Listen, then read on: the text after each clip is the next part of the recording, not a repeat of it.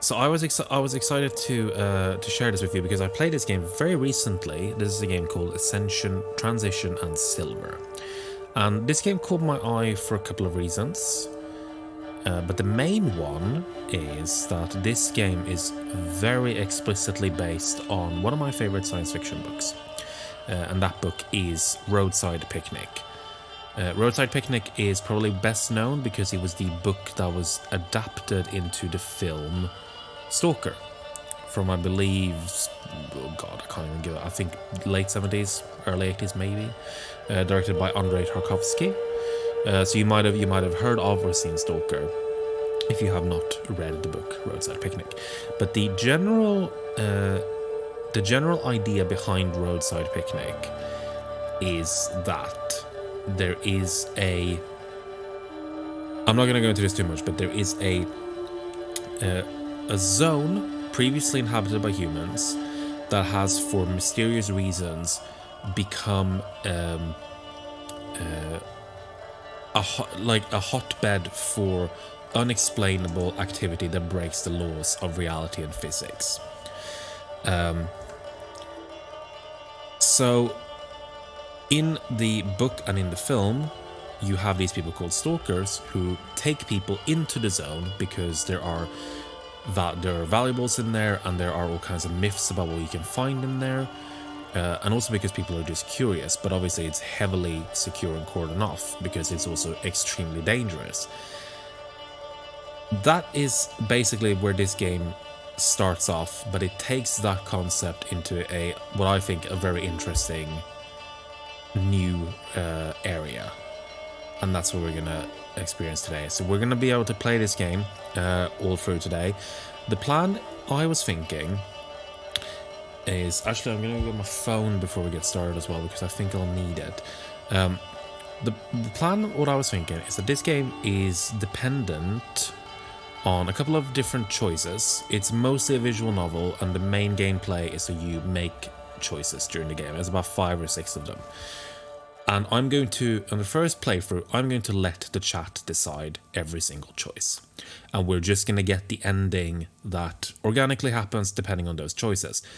After that, I'm going to do another speedier playthrough just to show you the true ending.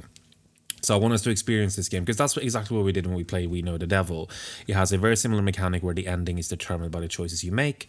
So we're going to play once where we just see the choices where it plays out normally as we make them, and then I'm going to go through and I'm just going to do a quote unquote perfect run to see the.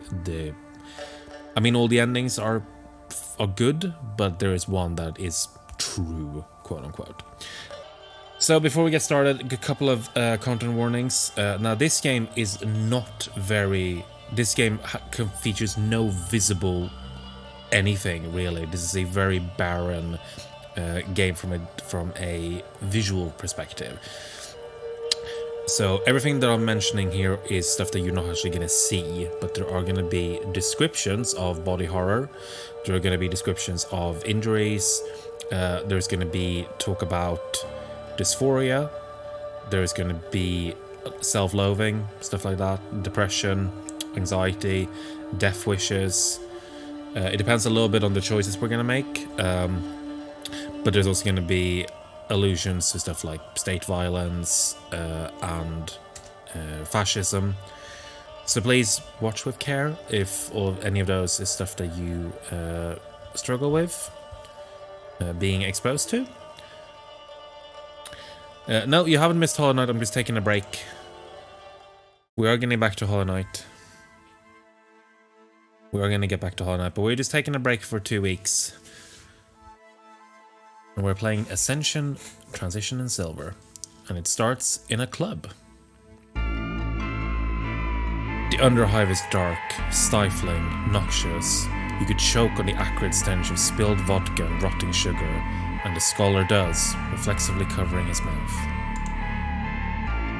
His shoes stick to the floor, mired in viscous puddles. His eyes readjust to the dim light, just fast enough to see the haze of bodies. Limbs, silhouettes that jostle him as he tries to move past. He bumps shoulders with too many strangers, too awkwardly, the noise too overwhelming. The thud of the bass is sickening. The world is a haze of audio static and dry ice. He feels himself jerk sideways. Suddenly, a strong hand gripping his wrist. His heart races. He struggles, pulls away, eyes darting for an escape. The fuck are you doing? You're sticking out like a sore thumb. Over here, quick, and keep your head down.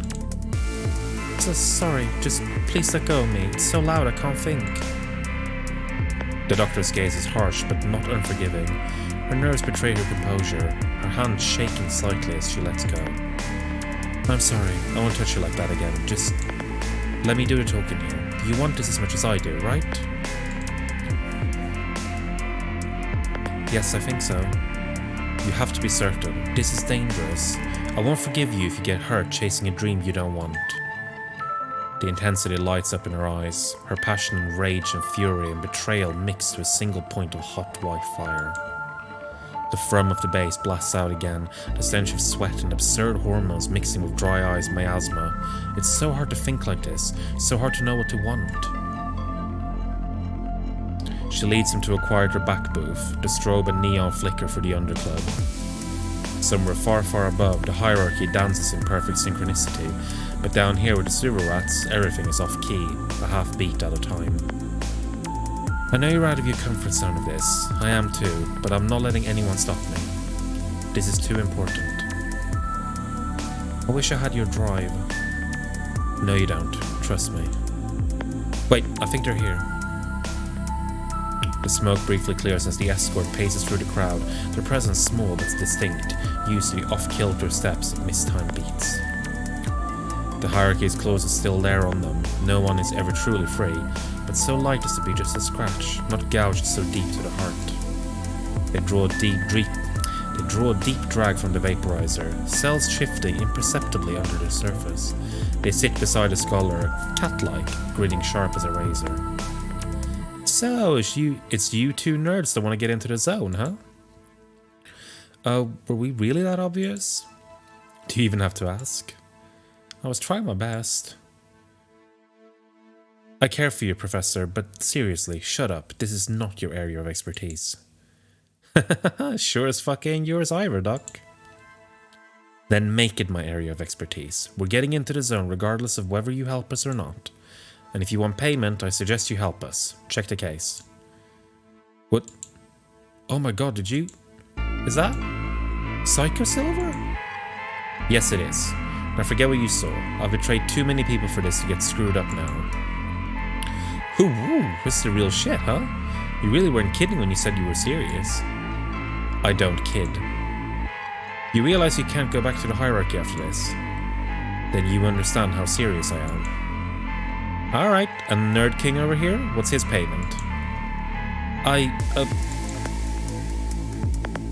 That's more than enough to cover both of us. Don't try to stiff me. Wait, what? You're paying for us both? That's not fair on you. Shut up, please. I'm just trying to make an honest living, but fair's fair, and this is a whole lot of goods. I'll take you both, but you really gotta be sure. This shit's dangerous, and even if we make it through, neither of you are gonna come back the same. Are you sure you want to do this? Yes. So, first choice. I mean, this one I'm not gonna leave up to you because we actually do need to select embrace reckless self-destruction here. Otherwise the game literally ends. So, embrace reckless self-destruction. Yes, I need to know. I don't know where you're gonna find out, Nerd King, but if it means that much to you. The doctor places the case in a nondescript backpack and hands it to the escort. They sling it over their shoulder and smirk. They stand up and leave the booth. The scholar shifts uneasily, head pounding along with the bass. Well, enjoy your last night before you come back different. Though by the smell of both of you, you've already started to change. Ugh. Is it me? Did I not wear enough deodorant? I'm sorry. That isn't what they mean. Ooh, sharp one. Meet beneath the fourth bridge tomorrow. The hierarchy doesn't care what happens out in the slums. Be seeing ya. The escort slips into the crowd of moving, shoving, swaying bodies, vanishing in an instant. They're wrong. I know. The hierarchy always cares. What happens anywhere, the hierarchy always cares. I know. We're already villains. This is really bad. If you want answers, this is the only way. We've made our choices. Don't look back. Don't regret this. Promise me you won't regret this. I can't. I know. I can't either. The escort was right. They did come back different. Alright, so yeah, what the fuck are we doing indeed? We're getting into the zone. Literally. Are we still good with the sound and everything? You can hear me okay? You can hear the game okay? Scholar is very cute. 5 in the morning, painfully early. The doctor stands beneath the shadow of the city, casting furtive glances all around. The scholar makes his way to the bridge. Frost eats at the ground and gnaws through his boots into his feet. Kinda loud. Okay, it's gonna get... because that was the loudest part of the game, I believe. But I can pull it down a little bit more if you'd like. It's too cold. But there's no turning back now. You're late. Were you followed? I don't think so. It's hard to tell. I've never done this before. Hopefully we'll never have to do this again. You look cold. Take this. The doctor hands him a thermos.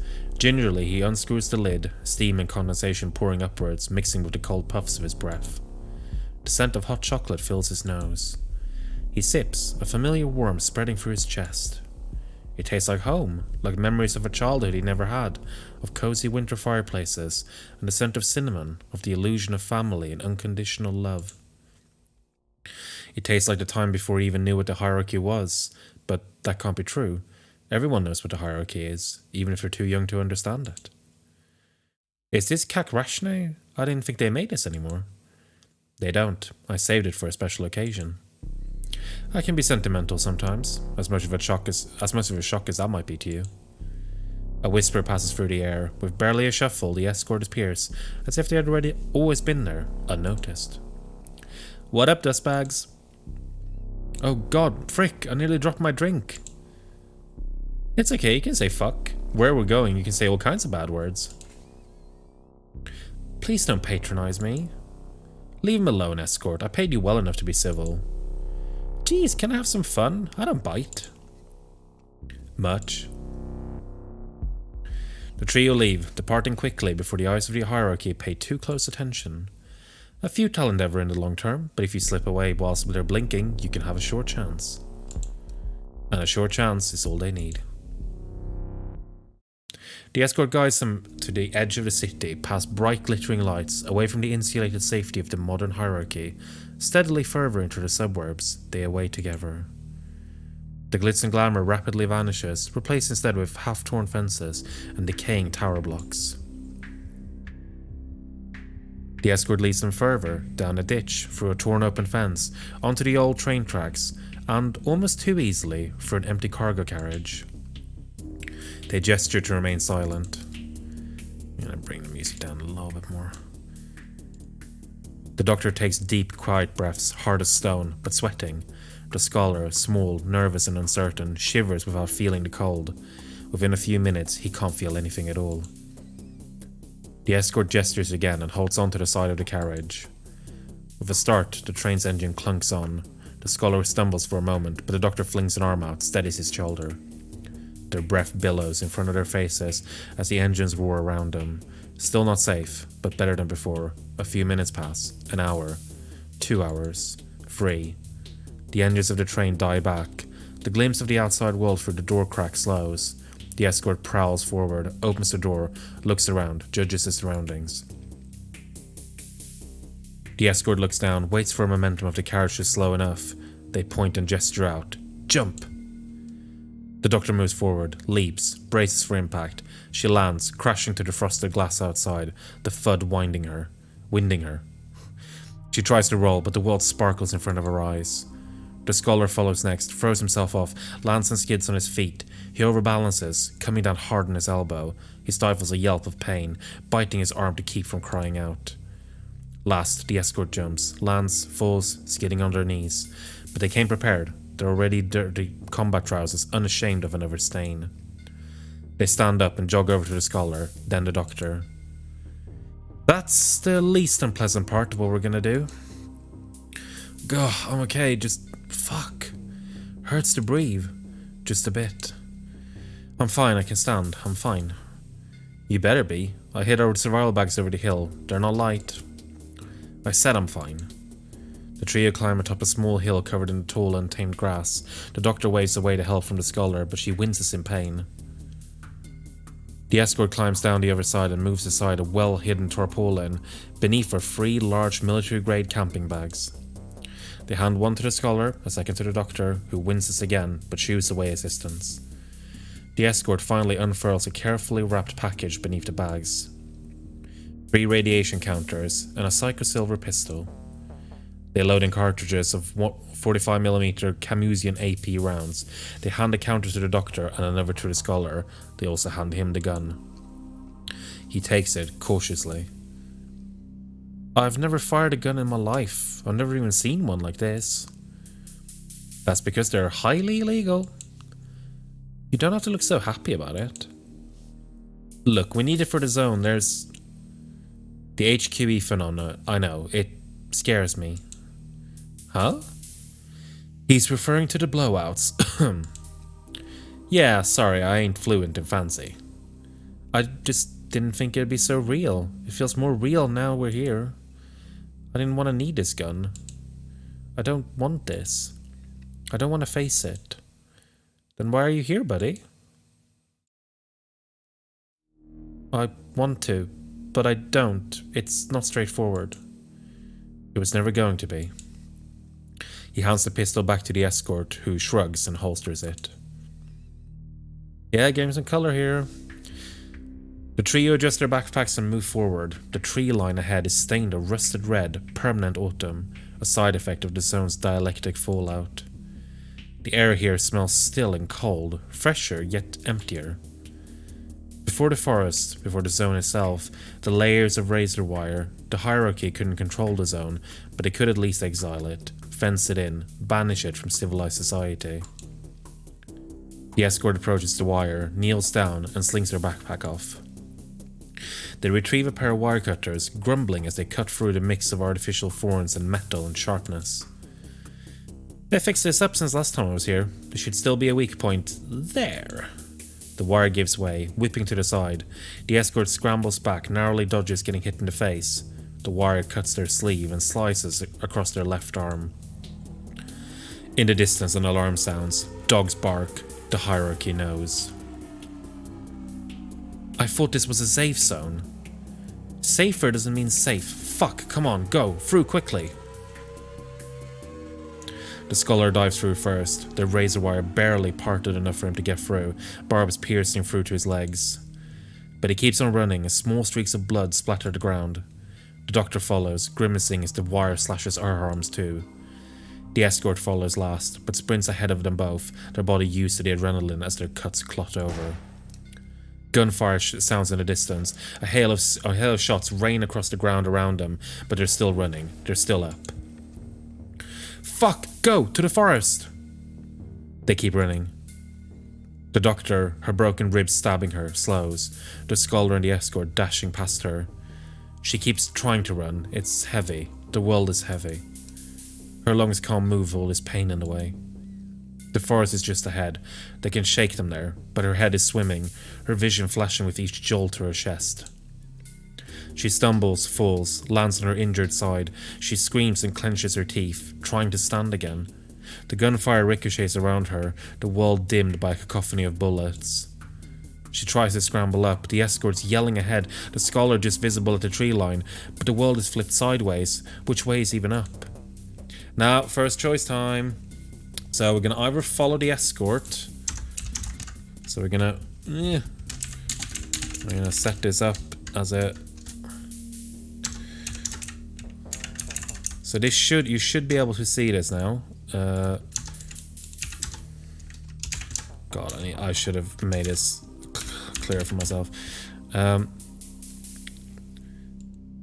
So we're gonna give it 1 minute. Why is this not working? Scared.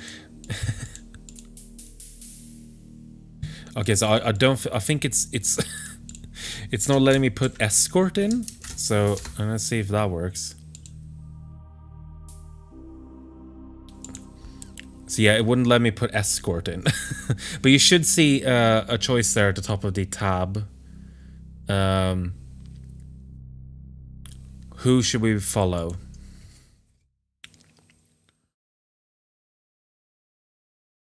Now, I don't want you to worry too much about this because these choices, there is no bad ending or anything like that. We're not gonna, so I don't want you to worry too much about them. We can't make a bad choice in this game. I'll just say that.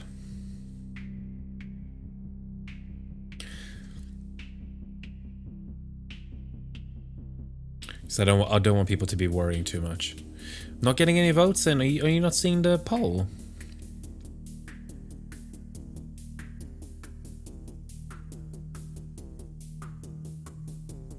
Oh, there we go. Oh, we're 50-50. Oh, wow, that was helpful. Alright, you know what? We're gonna go, in that case, yeah, let's go to the, I'll be the tiebreaker. Let's go to the escort. The doctor regains her footing, but barely. The world's still swimming. Hurry the fuck up, now! A final salute of bullets flies past, one clipping the side of her backpack but missing her body. She crosses the tree line, diving to cover beneath the orange and rust and autumn. The acrid, burning, metallic smell lingers in the air for a moment before it fades. The doctor collapses beneath the red-orange furs, crying as the oxygen floods her lungs again. The pain washes over her, a tide she can no longer keep at bay. The blood drips from her arms, the cuts tender but not deep. The escort tears off a strip of cloth from their tattered sleeve and uses it to dress the doctor's wounds. As they take this cloth strip off, the skin on their arm is visible for a brief moment, an intricate network of scars and old cuts and road-mapped lines. It's okay, we're safe here. They won't follow us this far in. Here, take this. It hurts. It fucking hurts so much. I know, it gets easier, but the first time always hurts. Wait, there's... Nerd King? I saw him on the other side of the ridge. He isn't hurt. You are. I'll get him as soon as it's safe. As long as he doesn't venture too far in or walk back to the guard post, he'll be fine. And even though he's small, he's currently in better shape than you.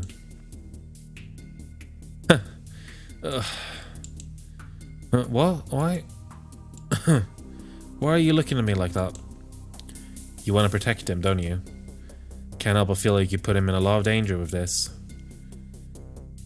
I meant what I said. Doing this ain't safe. Home isn't safe either. Don't I know it? It fucked all of us pretty bad. Did you want to take him here to help him? Or was it just so someone would hold your hand through it all? I ain't judging you either way. Can it be both? It can be both. The doctor sits up, adjusting the dressing to her wounds. She grimaces. Everything stings. It's fucking bad. Why does it hurt this much? You're the doctor, you tell me. You know what I mean. Yeah, I do. Feels kinda good though, right? God, yes. The doctor blushes, looking away, ashamed. The rush of endorphins, the heady swell of endogenous opiate. It's not healthy, but it feels fucking great. But more than that, there's something beneath the scarring, something to find, some answer. And finally she was asking the question. Adult supervision, indeed. The trio reunite underneath the red-brown canopy. The doctor still limps, but her wounds are mending. The scholar's cuts have already fully closed, leaving only small white lines. They camp for the night. The night air is still beneath the dead trees. The next morning is more walking, and more walking, and more walking. The hours pass. The escort stalks ahead, reaching into a small bag tied under her belt. They pluck out a small metal nut with white ribbon tied through it. They throw it forwards. It sails through the air, white ribbon flickering, and lands. They slow their pace, pause, retrieve it, throw another. And another. And another. The journey is beyond tedious. Why is this taking so long? Takes as long as it takes, Doc. We're being followed. They'll find us. They ain't gonna follow us in here. They don't know the way. Besides, there's scarier things in here than them, and they know that. The escort throws another nut through the trees. It flies forward. A crack. The nut plummets prematurely to the earth, like a magnet sucked in from the sky. It hits the ground and sticks without bouncing, and the gravity pulls it in and down and just keeps pulling. The pressure on the nut crushes it into the earth, the metal bowing and cracking under the heaviness of gravity. My god, is that real? A real Evian focal spot? I told you I ain't fluent in fancy. Me, I call this a crush. It shows up randomly sometimes. I saw a guy walk into one once. There wasn't much left of him to walk back out. And, like a crush you don't want, it shows up when you least want it to. How can you tell it's there before it's too late? Honestly, you can't. Throwing the nuts and bolts sometimes gives you a rough idea, though. It's why you don't run head first in here. Or you won't have a head anymore. I can think of worse fates. I never liked my face much anyway. Please don't joke about that. The idea makes me feel sick. They walk. The path through the forest is fraught with more crushes. They double back, turn left, turn right, return multiple times. The end of the red forest is in sight, but still the journey takes hours more. The scholar's feet hurt from the constant retreading, but he doesn't complain. The doctor looks pale. The escort has seen this before, knows the tracks. It becomes instinctual. There's a trick to it. You do it, or you die, and they had enough of dying a lifetime ago. At last they reach the edge of the forest. In the distance they can see the sun slowly sinking, bathing the world in amber and blood red. At least this looks a bit more straightforward. I expect looks are deceiving though. You betcha, shit's still dangerous out there. It's worse out there in the dark too. We didn't see any of the real rough stuff last night. It's fascinating. I never thought I'd see this much of the zone in my life. Look, that stuff over there. That's colloidal gas deposits, right? The misty stuff with the blue fire. And there, where the light is bending outwards, that's an artificial gravity prism. And across the lake over there, do you see it? The old houses. You can see the ferrous gossypium. The dialectal fallout is even in the grass. It goes counterclockwise and reverses the pattern of normal biology outside, you see? It's like everything here is isometric. It's all the same, but different, like a mirror. Like a left hand and a right hand. Both the same thing, the same formula, the same makeup, but the arrangement is so different that one can't ever fit into being the other. Oh my god, there's so much out here. It's still dangerous. Yes, but look at it all. Look at how beautiful this place is.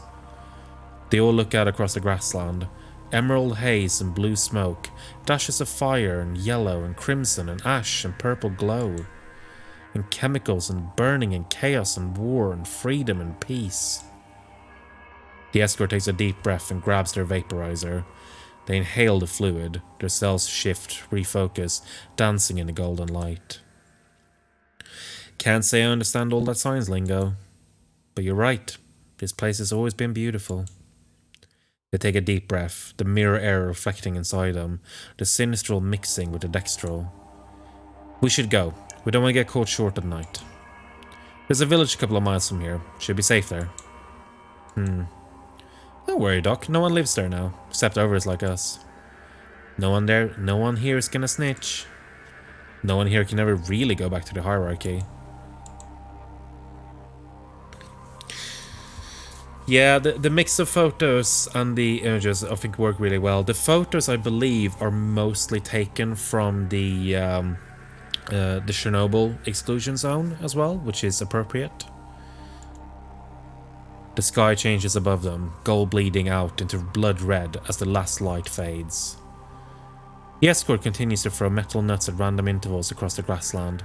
I should say as well, the crushers, the kind of gravity crushers, that is taken directly from the book Roadside Picnic. There's a few things in this game that is very taken almost literally from the book. They retrieve them, but keep their ears up, wary, focused. The scent of wood smoke and spice and death fills their nostrils. The other two don't notice. They turn, deviate course. It fades. Glimmers of moisture hang to the tall grasses, the white flowers, beads of watery eyes hanging on the wild. They watch, observe, glint. No, not that way. It's too angry that way. Go back 3 paces. Return, forward, but straight to the right. It's sad this way, but manageable. The escort's heart starts to pulse in time of the zone as it speaks to them.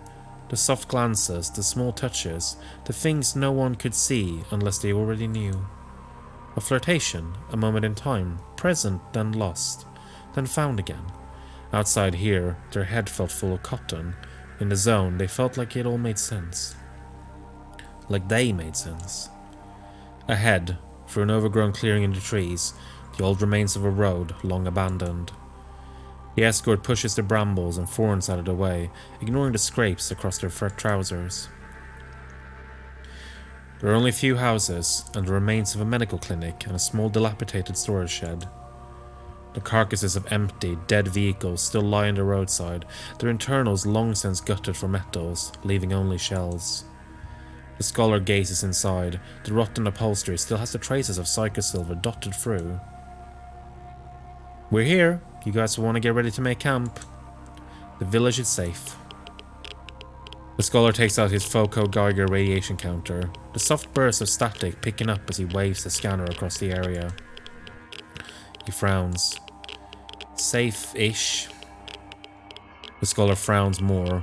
The doctor shrugs, moves forward into the skeleton of the clinic building, and shrugs her bag off her shoulders. A low-bill dialectic fallout is worth the risk. The scholar also places his bag down carefully. He reaches into a pocket and grabs a camera and some small stencil-like instruments. Right, time for another poll. New poll. So, are we gonna explore with the doctor? Or are we gonna set up camp with the scholar?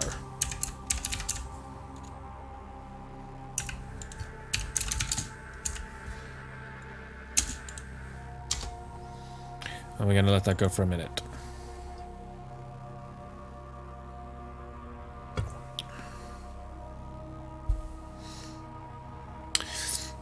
Yeah, that crackling is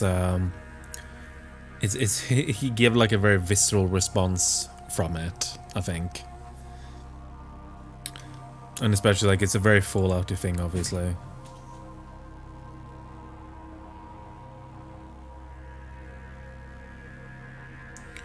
And we're the poll's about halfway through now, so if you wanna pick, we're getting a couple of votes in.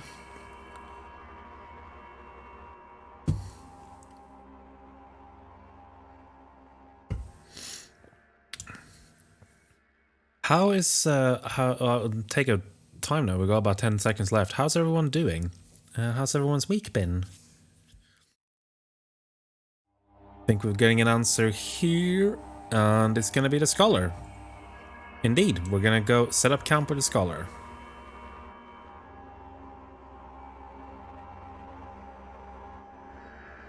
The escort drops their bag down just outside the clinic, letting the doctor cautiously explore. They let her pace through. She seemed careful enough. They look at the scholar as he brings out a pocket full of metal and meters in speculation, gazing up to the trees and the sky as he writes frantic notes. I don't think you're gonna find your answers in the grass, Nerd King. Well, actually, that's the thing. You can. Chronobiology and isomeric epholomorphology are special interests of mine. There's so much of it all here. It's so widespread and just everywhere. I've never seen such diversity of life and form and expression. I've travelled so many places looking for just a glimpse of something like this. And honestly, there's really nowhere else in the world that you can see this sort of thing. At least, not so widespread, not so vividly. It's intoxicating to see so much. Like, just look, you can still see a little bit of the red forest from here. And already you can see the shift, right? The movement, switching, circling back on itself. It's not really a true ultradian rhythm exactly, because it doesn't cycle. But it's always different when you see it last. Even when it's exactly the same compositionally. But it somehow still kind of changed. Like it's the same thing seen through a different lens. And we wanted to try to record down at least a few versions of it to track the shift. And, oh god, I'm sorry, I'm talking way too much, aren't I? The escort cocks their head, looking quizzically at him and at the forest in the distance. It did look different, but always the same. No, it looked the same, but it felt different. The quality of it, and of everything in the zone, shifted with the winds. How had he picked up on that so quickly? It had taken them months to figure that one out. It's okay, I don't get most of what you're saying, but you're right. Besides, it's nice seeing you get passionate about something. You're less shy when you're passionate. People are not my strong suit. I feel so awkward around others. It's like I can see exactly what's happening, but can never read the room. It's like they're speaking a different language. And they think I'm speaking a different language when I try to talk to them too. But when I can actually talk about these things, these important things, it's like everything makes sense. It's like the zone makes sense, right? Yeah, exactly. Even when it doesn't. It still makes more sense than the hierarchy. There's so many rules, and so many of them aren't even rules you're told, you're just supposed to know. I never know how to know. I just know how to write down what I see. It's why I write down everything. The escort looks down at the scrawled notes, the barely legible handwriting. It's impossible to understand what is being documented, but there's so many notes and footnotes and sheer enthusiasm. They don't say anything, but they listen and watch and let the scholar talk more. It feels nice to be a part of the discussion, even if they don't understand most of it. I love when the escort gets their glittering eyes. Yeah, oh, they're both amazing. It's like I think chat's got a favourite already. The night draws in. The pair wander a few paces into the grasses and sparse trees. The escort grabs a few sticks, careful to only pick the recently fallen. The rest are left for the zone. They hand the dry wood to the scholar to carry. After they collect enough, they return, setting up a few rocks to make a campfire. They crouch down, grabbing some dried notepaper from their pocket. They slip it under the sticks and bring their lighter below. The tinder quickly catches alight. Wouldn't it be better to use leaves for that? I don't have a lot of paper with me, and if you have any spare, I might need it. There's so much here I want to record, and I know I'll forget it if I don't write it down. Nah, it's too dangerous. Too much psychosilver in the leaves. It's a really bad idea to breathe in those fumes. Fallen branches are alright enough, though, and it bleeds out of them pretty fast. Huh, that's fascinating. I wonder why it does that. The hierarchy used to do experiments on silver, back a couple of decades ago, but once they realised it could leak into groundwater, and how catastrophic that could be if people drank the stuff, or it got into food.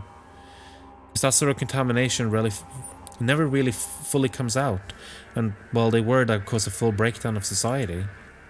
And they were super worried about the effect it would have on kids, irreversible damage and all. Now that's a phrase you might want to just lock away in your head, because I'm going to return to it. It's the whole thing on YouTube. It's worth watching, even if it is long. It is very long, but it's a beautiful film. Even though it occurs naturally, but it still caused a panic when the hierarchy figured out the effects. I wonder if that explains the red forest. I'd presume the whole thing was secondary to the fallout. But if psychosilver stays around in leaves, and most of the trees were coniferous... The escort slowly relaxes back into the process of breathing life into the fire, slowly tuning out the scholar's talk. He doesn't seem to notice for some time, throwing his own theories to the air to guess what will stick. They sigh softly, feeling the gentle zen disassociation of their task. Oh god, I'm sorry, I'm talking too much again. I'm an idiot and I never know when to shut up. I'm sorry. Nah, don't be. Nothing to be sorry for. Sometimes it's nice to just hear the noise of someone's voice, you know? It's comforting that you know you're not alone. Even if the exact fancy words don't mean much to you. I'm sorry, I'm a moron. The scholar flushes scarlet with embarrassment, accusing himself of being eternally unable to recover from his basic, fundamental flaws. The escort smiles, trying to convey genuine warmth. Nah, you don't need to be sorry. I mean it. And don't be sorry for being sorry either. That's not how this works. Hold on, let me show you something. You might want to stand back a little, though. The escort jumps off into the grasses, grabs a handful of leaves. They sprint back, a little too giddy and eager. And maybe don't stand downwind and cover your mouth and nose. You want to see the cool shit the zone has? Watch this. They throw the leaves toward the fire, but instead of sinking, they soar. Carried on the small currents of smoke, they arc high up into the sky. Then one by one they singe, then burn, then... An arcing flare of rainbow prism explosions sparks between the leaves. One by one they become pure white and break, the colours shimmering in the ashen glow. The scent of cinnamon and rose-tinted nostalgia fills the clear night air, illusions of belonging. Oh my god, it's... I got you to swear again. Just don't breathe that shit too deep. It feels good, but the hangover is sure as fuck ain't worth it. They both linger a little too long, watching the dancing lights. For a brief moment, they feel innocence. The scholar coughs, stands back, his lungs unused to the twisting chirality. The escort can't help but take one last light inhale. Can't blame an addict for getting one last hit in while the going's good. They turn back too, giddy, head swimming in the reclaimed past. They laid a hand on the scholar's shoulder, grinning. Haha, oh man, never do that by yourself. I'd say always have a responsible adult, but I'm not going to claim to be one. Still, I hope it felt good. For for at least a little bit. It did. God, it did. Well, now I've done a stupid thing too. Maybe you don't have to be so embarrassed for yourself all the time now. I doubt I'll ever feel not embarrassed for myself, but at least we can both be embarrassed losers together. I fully intend to be. Yeah, Stalker is maybe one of the best looking movies ever made, to be honest. It is absolutely beautiful. The night passes, the wind rustles through the distant trees and grasses, eddies and currents and changes in direction, exploring itself in gentle spirals. Sirens and occasional spits of gunfire sound off in the distance. The last reminder of the life and glitz and pain of the hierarchy, so fierce and strong out there, but so quiet and muted here. It all seems so far away, almost like a dream now. The scholar wakes up through the night in fits and starts, fragments of anxious dreams seeping through. There was anxiety, yes, but excitement too, a sense of urgency. Like he'd been waiting so long to reach the end of a journey, and the last 5 minutes stretched on for more than the previous 5 hours. His heart drums against his ribcage. He falls back into an uneasy sleep. The dawn arrives. The light stretched yellow and pale and thin across the grassland. The doctor is the first to rise. She neatly repacks her bag and is on her feet and ready to go before the smoke from the campfire has fully faded away. We should get going quickly. I'd prefer to make the most of the daylight while we have it. Yeah, honestly, just chill, dude. Don't burn yourself out sprinting a marathon. We've got time. I disagree. Time ain't the same in here as it is outside. Seriously, just chill. Let me get the gear together. The scholar repacks his bag too, though the inside is a jumbled mess. Pocket-sized cartography equipment, crumbled sheets of paper, more pens than he knew what to do with. All littered the inside atop the gear the escort provided. Sorry, my bag is just... Hold on, I'm getting it together.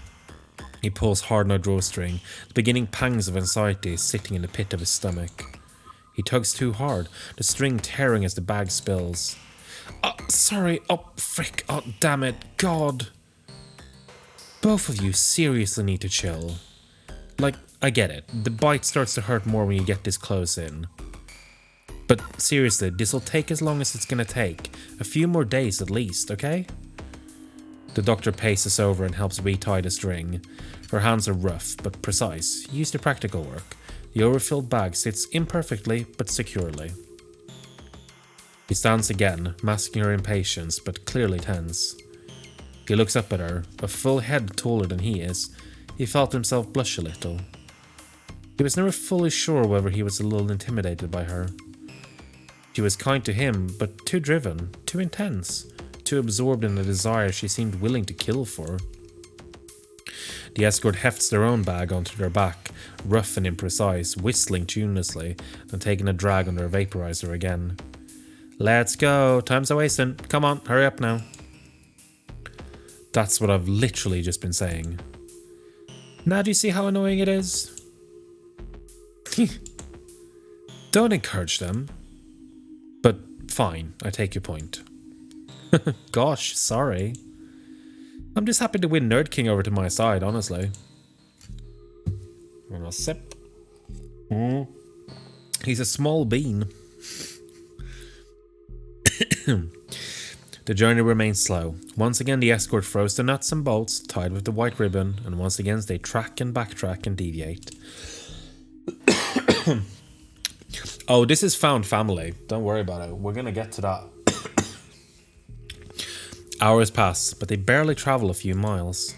They stray up a hillside, then down the other side. A burbling stream trickles in the distance. Through a clearing they find wild garlic and grass and moss overgrowing everything inside a small valley. Dead vehicles lie everywhere, tanks and armoured troop carriers, the remains of the hierarchy's incursion. Tufts of unnatural red-white cotton lie across the dead metal. It gently hisses in the sunlight. The scholar reaches out instinctively, the fluffiness oddly appealing, but the escort gently pulls his hand down. Look but don't touch. It pretends to be shy, but it sure has a bite. Doesn't much care for the hierarchy's hulking toys either, chews them up wherever it can. Somewhat like you in that regard. I'll take that as the compliment it is, thank you. The adaptation of life here is astounding. Stripping down the old world and turning it into a part of itself. I could study all of this for years.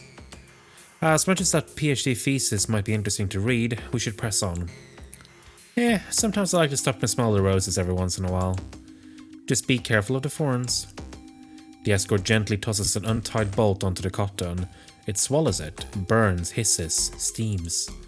Then it blooms, oxidizing through, red flowers spilling from the once shimmering metal. Sometimes I leave little things to pay for what I take from here, you know? You gotta pay the toll to the zone every once in a while. It likes to make new things old. And then make them new again. I appreciate the lesson in aesthetics, though we're still out in the open. How much longer until our next safe area? Hard to say. The zone abides by its own rules. Could be just round the corner, could be a few hours. We should continue. You've been leading us northwest. Have I? Can't say I care much for compasses. They walk onwards. The escort loses a few nuts to crushes of gravity, but their bag is full enough of spares to keep going. Another hour passes. The daylight is sweltering as the sun bears down, gentle humidity rising from the grass. They pass by trees. The scent of moisture and nature fills the atmosphere, free from structure and commandment and constriction. They follow the escort over a hill, and again find the remains of armoured cars. Yeah, I love the escort. The escort just has that amazing, like, rascally vibe of someone who's just, like, been there, done that. They're amazing. The iron-stained cotton blossoms, faint hues of colour falling from its flower. Is this a joke? We've gone in circles? No, we've not. We've been going northwest this whole time. I've sketched a map, look. This isn't where we entered from. Sometimes this happens. The zone does that. You have to respect it. Even if it seems confusing sometimes.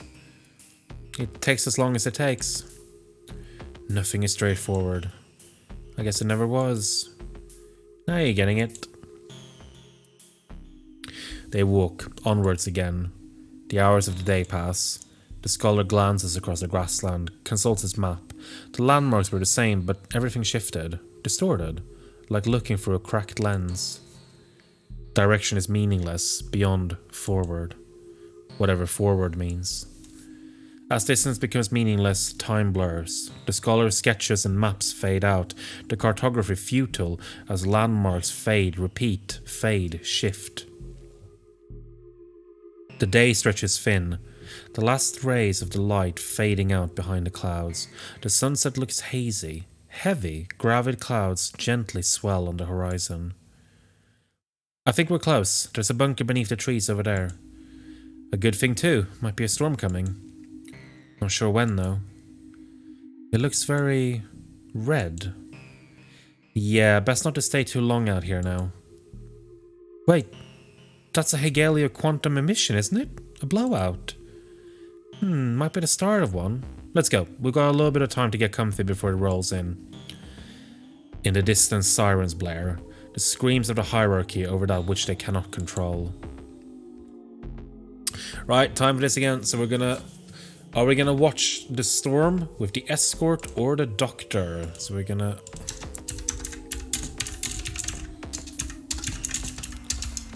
So who are we gonna storm watch with? So it's the... So I have to write... I can't write escort because I'm assuming that that's caught in some kind of word filter. But here we go. So we're giving you another minute for that. And I'm actually going to take that moment to go and have a really quick wee. Be right back. Right, we're going to go to doctor this time. I like how we're kind of getting different votes coming through. That's really cool. So we're going to... Yeah, scholar... Was it right? Yes, doctor. So we're going to watch the storm with the doctor. I'm going to go on ahead and just make sure it's safe. You kids don't stay out here too long. I'm at least several years older than you. While you're new here, you're still a kid. The escort stalks off and opens the heavy, rusted metal door that leads down to the bunker. Yeah, I love the vibe. I'm so glad you do, because I love the vibe of this game. This has nothing to do with anything, but the Bethesda Fallout has such boring creature design.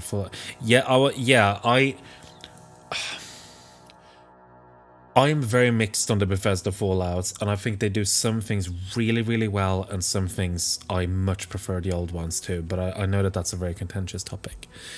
I have thought about actually, because here's the thing, I've never finished New Vegas.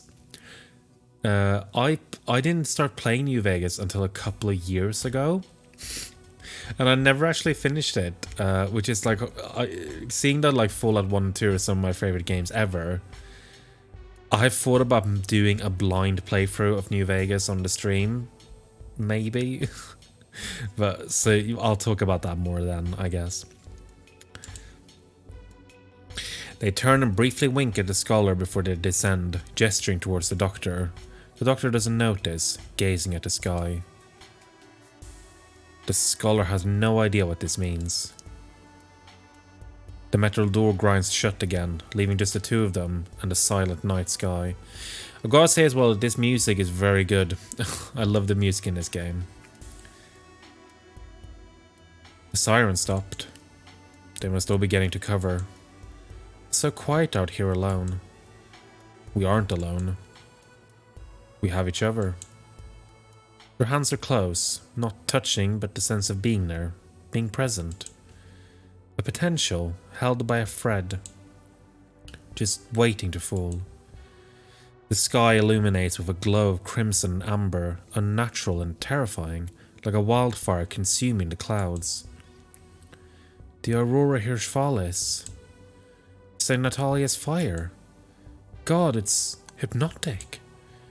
Yeah, it is. I saw it once or twice. Back out there, back home. It was always so far away, I didn't even really think it was real. I just thought it was city lights or a trick of the sunset or just anything mundane. Anything that made sense with what I already knew. But I kind of realized it wasn't. I know it sounds stupid and fake, but it's what brought me here. To this place. I could not come here once I saw it. Once I saw it was real. It just took me a long time to admit that it was. I think I always knew.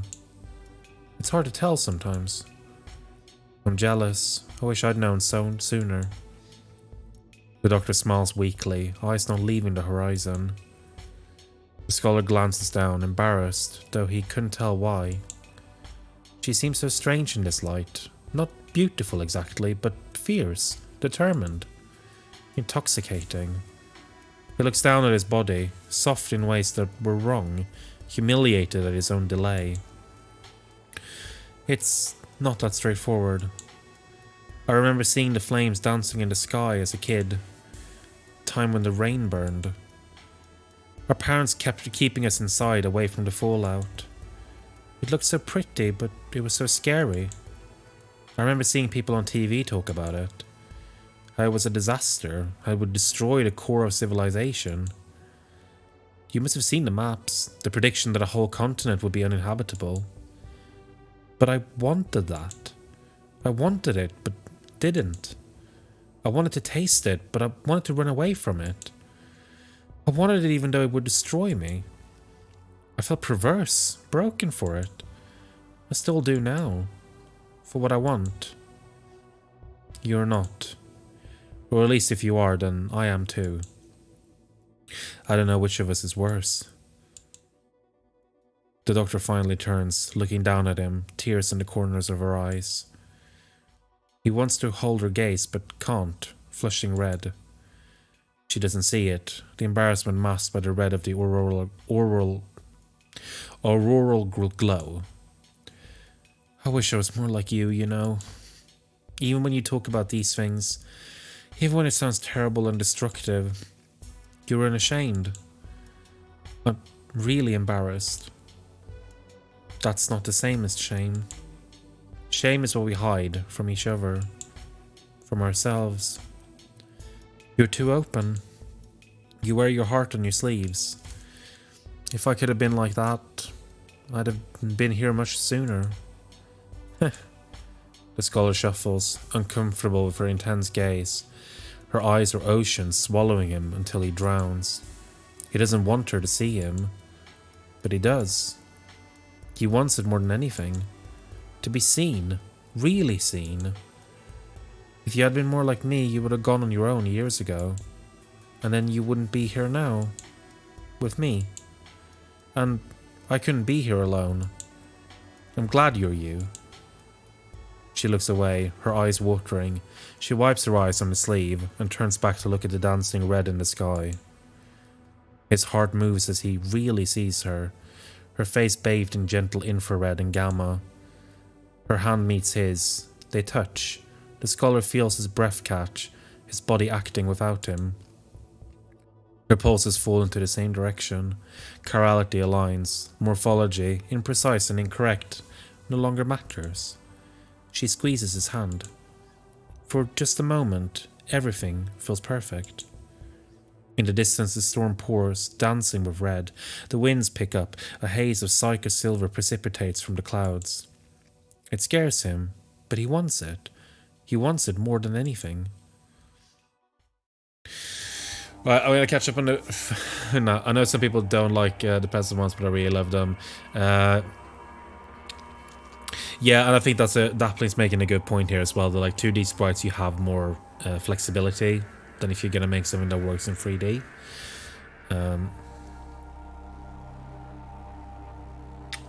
Yeah, I mean, the fact that New Vegas happened is a miracle, given how little time they got. I do like Skyrim. I've played a lot of Skyrim, and I think it's for that reason, because I like the repetitiveness. I find something very comforting about that. The blowout rages overhead through the rest of the night. Deep in the cover of the bunker, the three find shelter, though they rest uneasily. The tunnels inside lead to small rooms, most soaked and decayed. Their torches provide moderate light, no leaks, no melted silver, only mild radiation among the dust. The Foucault Geiger counters gently click without alarm. Empty boxes of masks lie strewn across the concrete floors, protection that the hierarchy dreamed would work, but provided nothing beyond false reassurance. The escort sets their bag down and tears open a pack of survival rations, uncontaminated, stale, boring, but safe. They throw a pack to the doctor and Scholar. You're gonna want to keep your strength up for the next few days. It only gets worse from here. That's not reassuring. Though I reckon both of you wanted worse, right?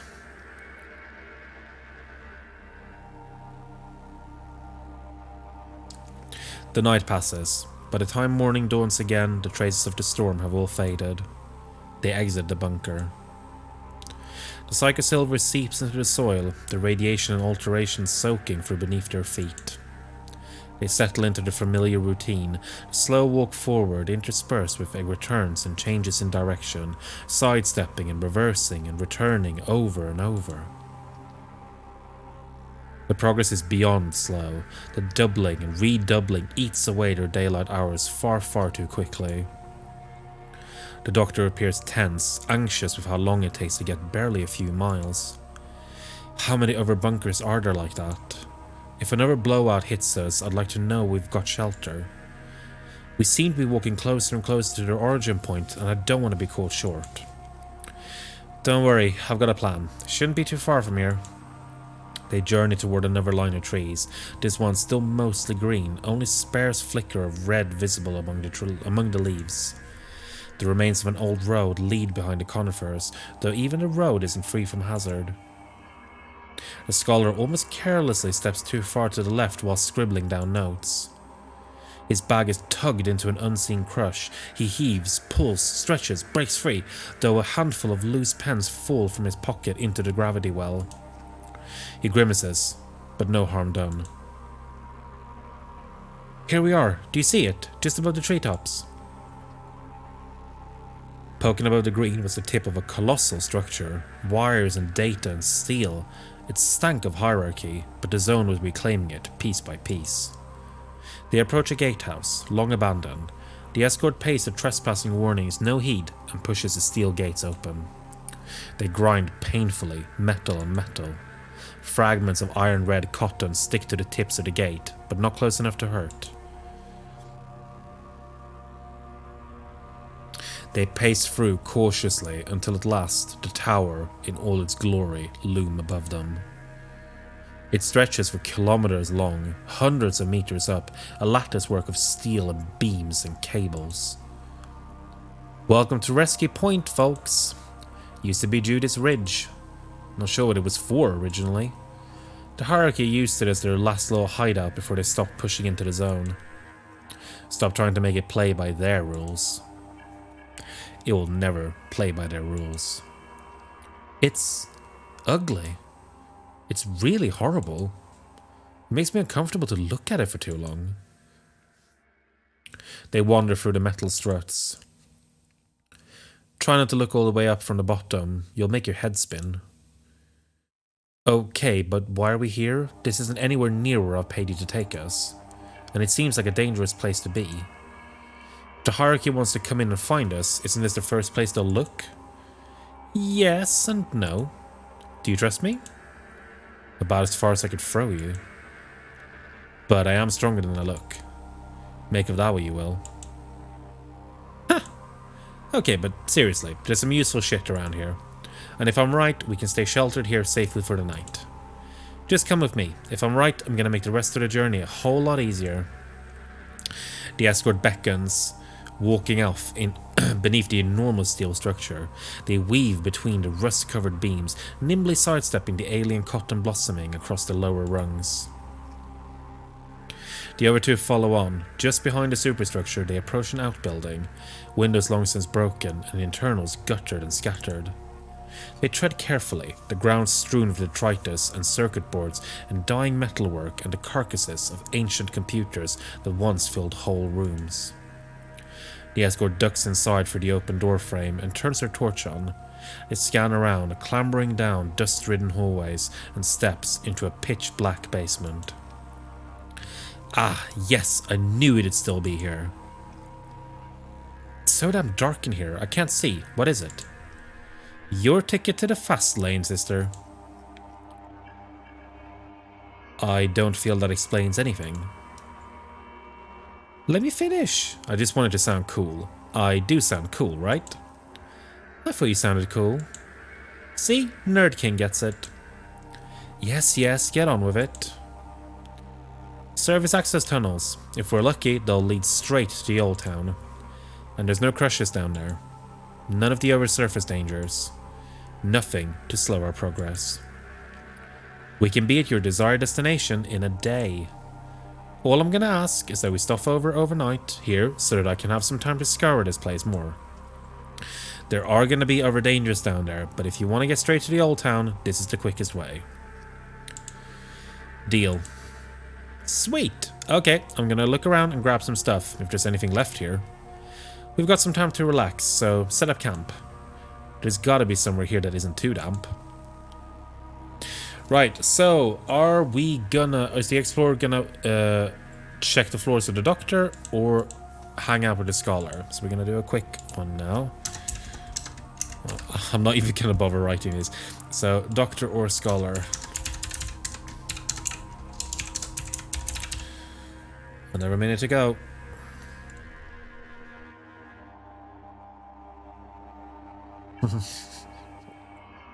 Nerd King feels like a low bar for coolness. That's very true. That's exactly it.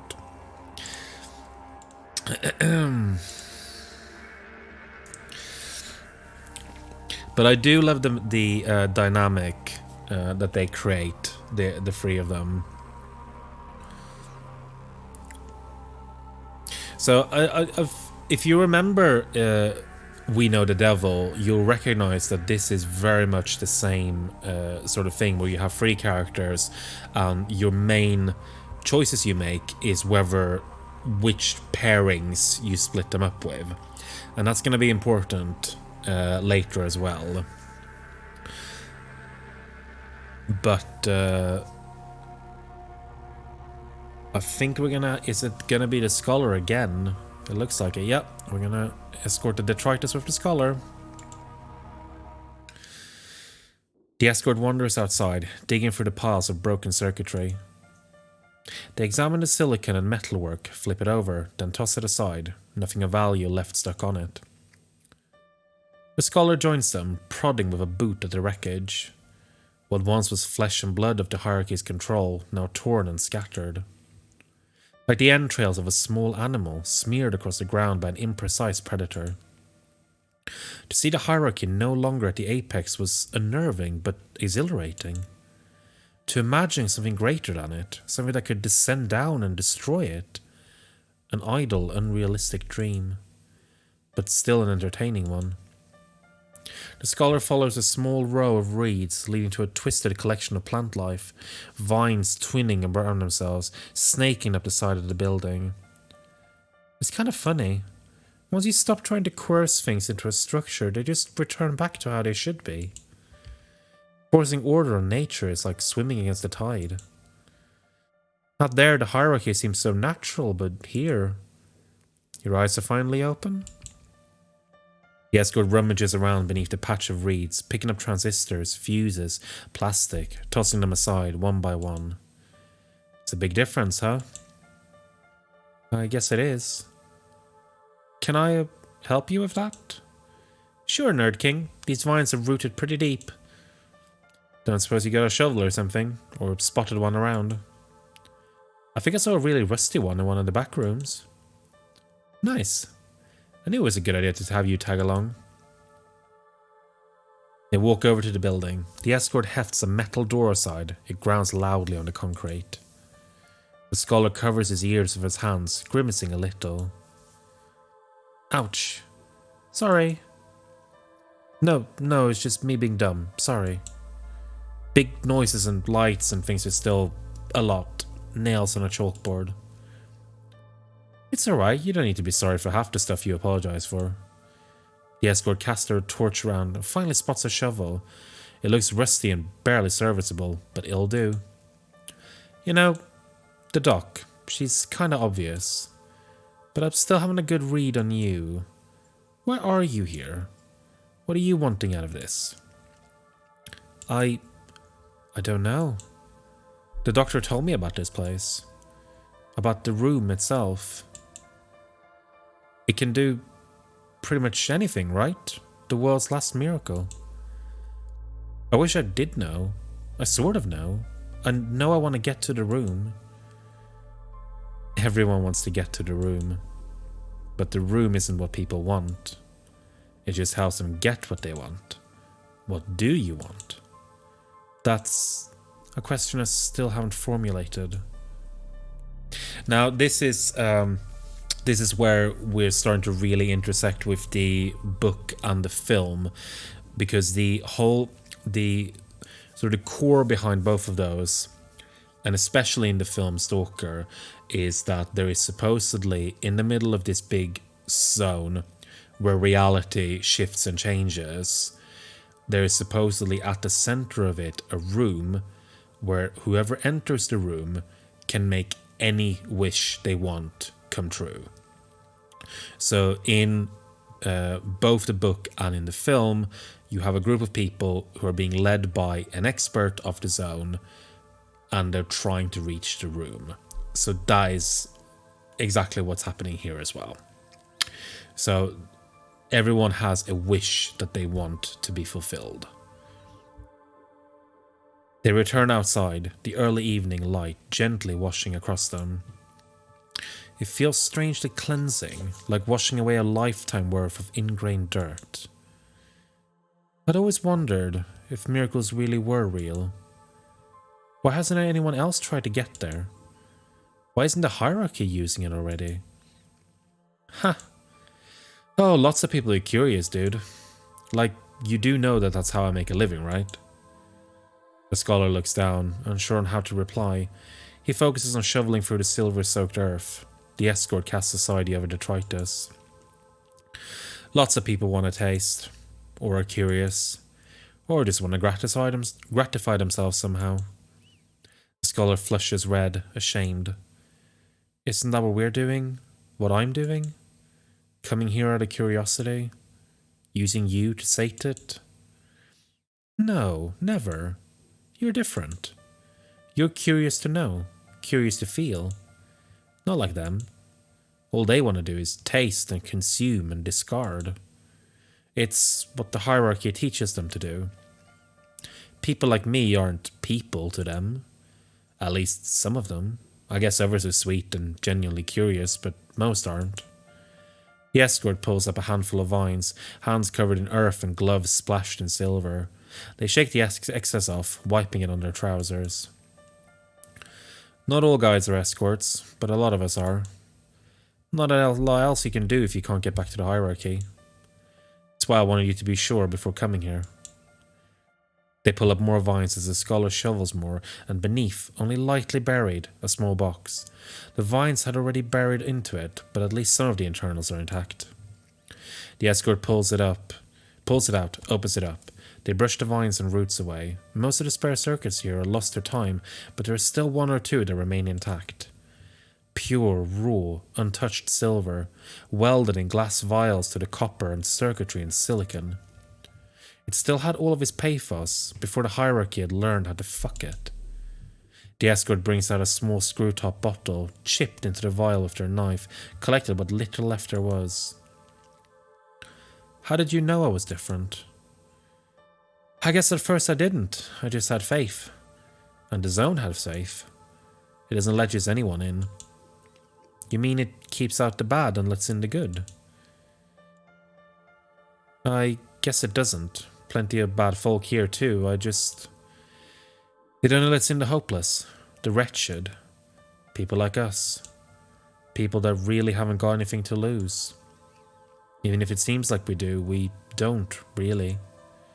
The stuff we have out there, the stuff that people think we have to lose, it's all a lie, right? When we're a lie, everything we have is a lie. I guess that's what I'm looking for. The truth. My truth. I just don't even know what it looks like. The escort tucks the pure silver in their pocket. They look at the scholar, take hold of his hands in theirs, still covered in mud and stained metal. Well, I guess we'll explore it together. The horizon glints with the shimmer of red aurora, but there are no more storms throughout the night. It passes uneventfully. In the early hours, the doctor is again the first to rise. She nudges the escort, their heads still buried in their arms. The escort groans. Is a deal a deal? Ugh. 5 more minutes, please. Then yes, a deal's a deal. God. With dark circles under their eyes, the escort pushes themselves up with dramatic lethargy. They reach into their pocket, grab their vaporizer, scrutinize it against the light. Running near empty. They rummage around in their pocket and find a fluid, squirt a small dose of it into the chamber. They glance around, making sure the other two aren't looking. The doctor and scholar are both repacking their bags, distracted, at least for the moment. The escort adds 2 droplets of pure silver in, untainted by the world, unaltered by the hierarchy. They inhale, gently at first. Damn, that feels good. Their cells shift, refocus, shift again. They stand up. Oh, can I have a sip? Alright, let's head out. You guys ready for the tunnels? As ready as I'll ever be. I'm worried, but it seems the best option. The sooner we'll get to the other side, the better. The scholar picks up his bag and follows on behind the escort. The doctor takes up the rear, scanning behind them, watchful. The escort grips on the metal handle and heaves. The door to the service tunnels grinds open and shuts behind them. The 3 turn on their torches, their batteries barely draining past full in the zone's care. The air is still, stale. It smells of wet concrete. Come on, it's this way. The scholar follows on behind. His boots slip on the wet floor, but he just barely keeps his balance. He can't see past the escort as the tunnel closes in. His heart thuds. He should be claustrophobic. He is claustrophobic. His pace falters a little. He hears the doctor behind him. You're okay. You're doing great. And I mean that. Keep going. Just keep going. I've got your back. He keeps walking forwards. The tunnels move, twist and turn. The air is stifling. It feels suffocating. How long had they been going? It feels like they've been traipsing in circles. It seems no better than the surface world above. Moss and mould grow on the inside of the tunnel, sucking up so much psychosilver that they glint in the torchlight. The Foucault Geiger counters start to crackle, first the escorts, then the scholars, then the doctors after him. He hears the escort curse under their breath. Shit, fuck, shit. Well, I guess I should have expected this. Worth the risk. Are we sure? The fallout down here is high. It's super high. We're closer to the exit than where we came in. Or at least I think we are. Really not reassuring. The dosage here is seriously dangerous. We'll be exposed for longer if we head back. The more time we're in these tunnels at all, the worse it is. We should keep pushing forward. The scholar casts his torchlight down, seeing small rivulets of glittering silver in the water at his feet. His boots steam. His cells shift. His skin burns uncomfortably. His heart thuds. Isomers reverse. They approach a cascading drain, a hole between one tunnel and another leading to the city sewers. Silver-stained water gushes out. The counters scream in protest. Okay, I think we're here. The dry tunnel. It's literally a waterfall. Hey, it's a local joke. Normally you gotta swim this bit. In retrospect, it's not that funny. I'm going in. The doctor clambers through the hole, her coat and bag doused in burning water. She grunts, grits her teeth as she pushes up and through. Her face, her body is drenched. Her skin burns red. The scars on her arms prickle and sting. She swears, gasps, catches her breath. I'm through. I can help you guys up. Her Foucault Geiger counter's alarms blares. She offers her arm down, hanging onto the side of the slippery concrete. We got you. I'll go up after and catch you if you fall. It's not the fall I'm worried about. It's too dangerous to turn back. We need to go. The scholar closes his eyes, takes a deep breath, and climbs up. The doctor's arm grips his, and she braces herself, pulling him up and back. His counter screams, his clothes burn, his face burns, his cells burn. The doctor stands as much as he can in front of the flow, shielding him from the downpour of fire. The blood starts to trickle down her arms as her scars tear open. The scholar feels the pain as the skin in his uncovered hand blisters. It burns, it burns, it burns, it burns. It fucking burns. He stumbles into the larger piping, his chest tightening as his lungs cough up dashes of silver. The escorts clamber up through the tunnel too. The doctor helps them in, but both their arms are slick in blood. The scholar looks down and sees the red starting to stain through his trousers. Fuck! Shit, there's still too much psychosilver runoff from the blowout. It should have washed away by now. We have to keep going. The tunnel there leads straight to the city. We could be there in an hour. We could finish this. The doctor staggers, then collapses to the side. She vomits profusely into the water, spatters of blood and silver streaking through. No fucking way. The fallout is too high, even for me. We leave these tunnels now. There's a great 100 meters that way. We need to leave. The scholar pulls the doctor up by the shoulders, steadying her, but she's too weak. She collapses down on her knees, blood oozing down her hands. She struggles to stand, muscles trembling. No, you can't. You can't do this. Not when we're so close. Come on, damn it, Prof. Grab her over the side. We gotta get her out of here. Fuck. Please. No.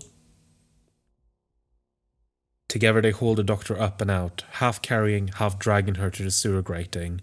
They pull up and out and collapse on grass in the daylight outside. The sky is dull, clouded, yet impossibly bright after so long in the dark. They fall onto the side of what remained of a highway. The asphalt is cracked and broken, trees and roots reclaiming what was theirs. The last road to the city, they were still several miles away. The doctor staggers, then falls to her side and vomits again. Damn it, it was a straight run. We could have made it. No, we couldn't. Nothing is ever straightforward. You'd have died. Shit, shitting hell, fucking motherfucking shit. This is on me. I'm sorry. The blowout runoff shouldn't last that long. The storms must be getting worse. I should have realized. Fuck. We're out in the open here, but we need to rest. Right. That was dramatic. That was dramatic, but it's time for it to make another choice. So, is the scholar going to go with the escort? Or is he going to stay with the doctor? So, I'm going to put...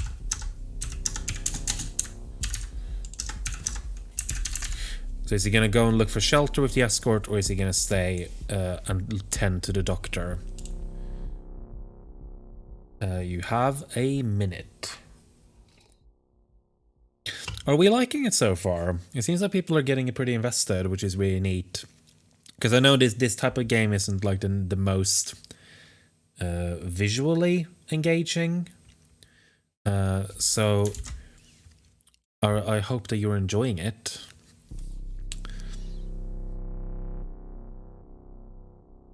Oh gosh, it's starting to feel a bit warm. It's starting to get quite warm in my flat now. So, oh, it's an even split right now. In that case, I'm gonna have to be the one who makes the call. I'm pretty invested. Well, we're not that far from the end now, or at least the first end. We're gonna do a... Because on the second playthrough, you can actually skip the scenes that you've already seen. So we'll be able to... it'll be much quicker to get the second ending. Yeah, it's an even split. I'm gonna, in that case...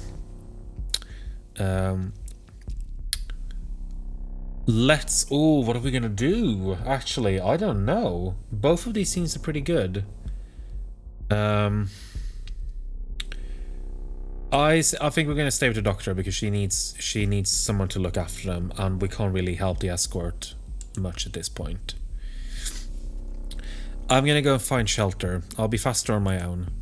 It's still dangerous out here, though. The closer to the city, the worse it gets. If I'm not back before sunset, you're gonna need to go on without me. Oh god, we'll die on our own here. You need to come back alive.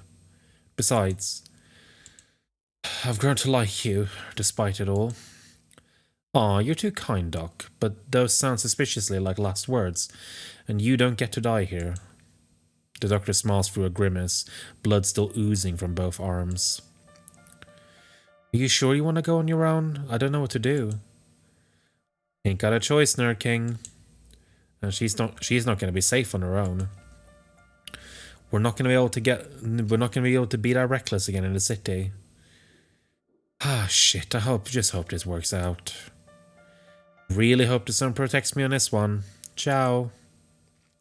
The escort walks the road towards the city, quickly but cautiously, until they can hardly see them through the trees.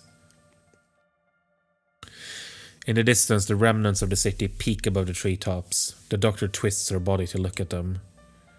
The scholar kneels down beside her, grabbing the bandages from her bag. He searches her medicine pack for chelation agents, anything to take away the sickness.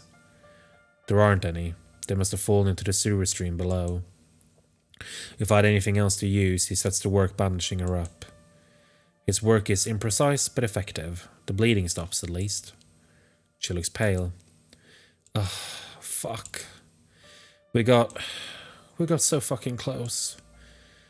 And I'm gonna fall here when the end is still in sight. The irony is so bitter. I can taste it. Tastes like blood and acid. God. God fucking hates us, huh? The scholar passes her his water. His canteen is nearly empty. There's barely a day's water left between them. Thank you for what you did. It's alright. No, it's not. I'm mad at you too. The doctor turns back, gazing up at him, a little bit of mirth in her eyes. Well, I must have really fucked up to get you of all people mad. Yeah, you did. We could have made it. I could have made it.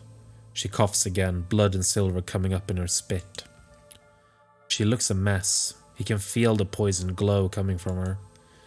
Her cells blaze. The radiation eats into her gut as her insides die and reform. Her morphology shifts. Permanently. No, you couldn't. And that's why I'm mad. Because you're smart, and you're strong, and you're a fucking wonderful person.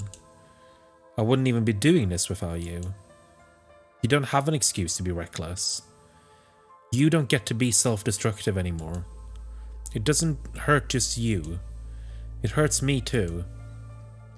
Huh. Sorry. No, you're not sorry. I can see that look in your eye. You're thinking about standing up and jumping back in that hole. And walking all the way to the room by yourself. God. You're right. And you're right to be mad. I'd be mad. Is it weird to say that I'm proud of you for being mad? You never get angry at anything. You never let yourself get angry at anything. Even when people hurt you. Even when I hurt you. Maybe I'm changing. Maybe you need to change too. Maybe you're right. Maybe. She tries to shift, to move herself to standing, but the lightheadedness hurts and her eyes sting and her stomach lurches and the world burns. She stumbles forward and vomits profusely again, the familiar purging taking hold of her. He steadies her shoulders, holds her hair back, her arms shake. She falls into him, lying still, her head in his lap. She can't help but laugh a little. It comes out as a croak. He strokes her hair. The comfort doesn't take away the pain, but it still feels more important than anything. Maybe I owe you a lot of apologies. No, you just owe yourself some self-respect. Huh. I'm sorry I'm being harsh, but I just really care about you.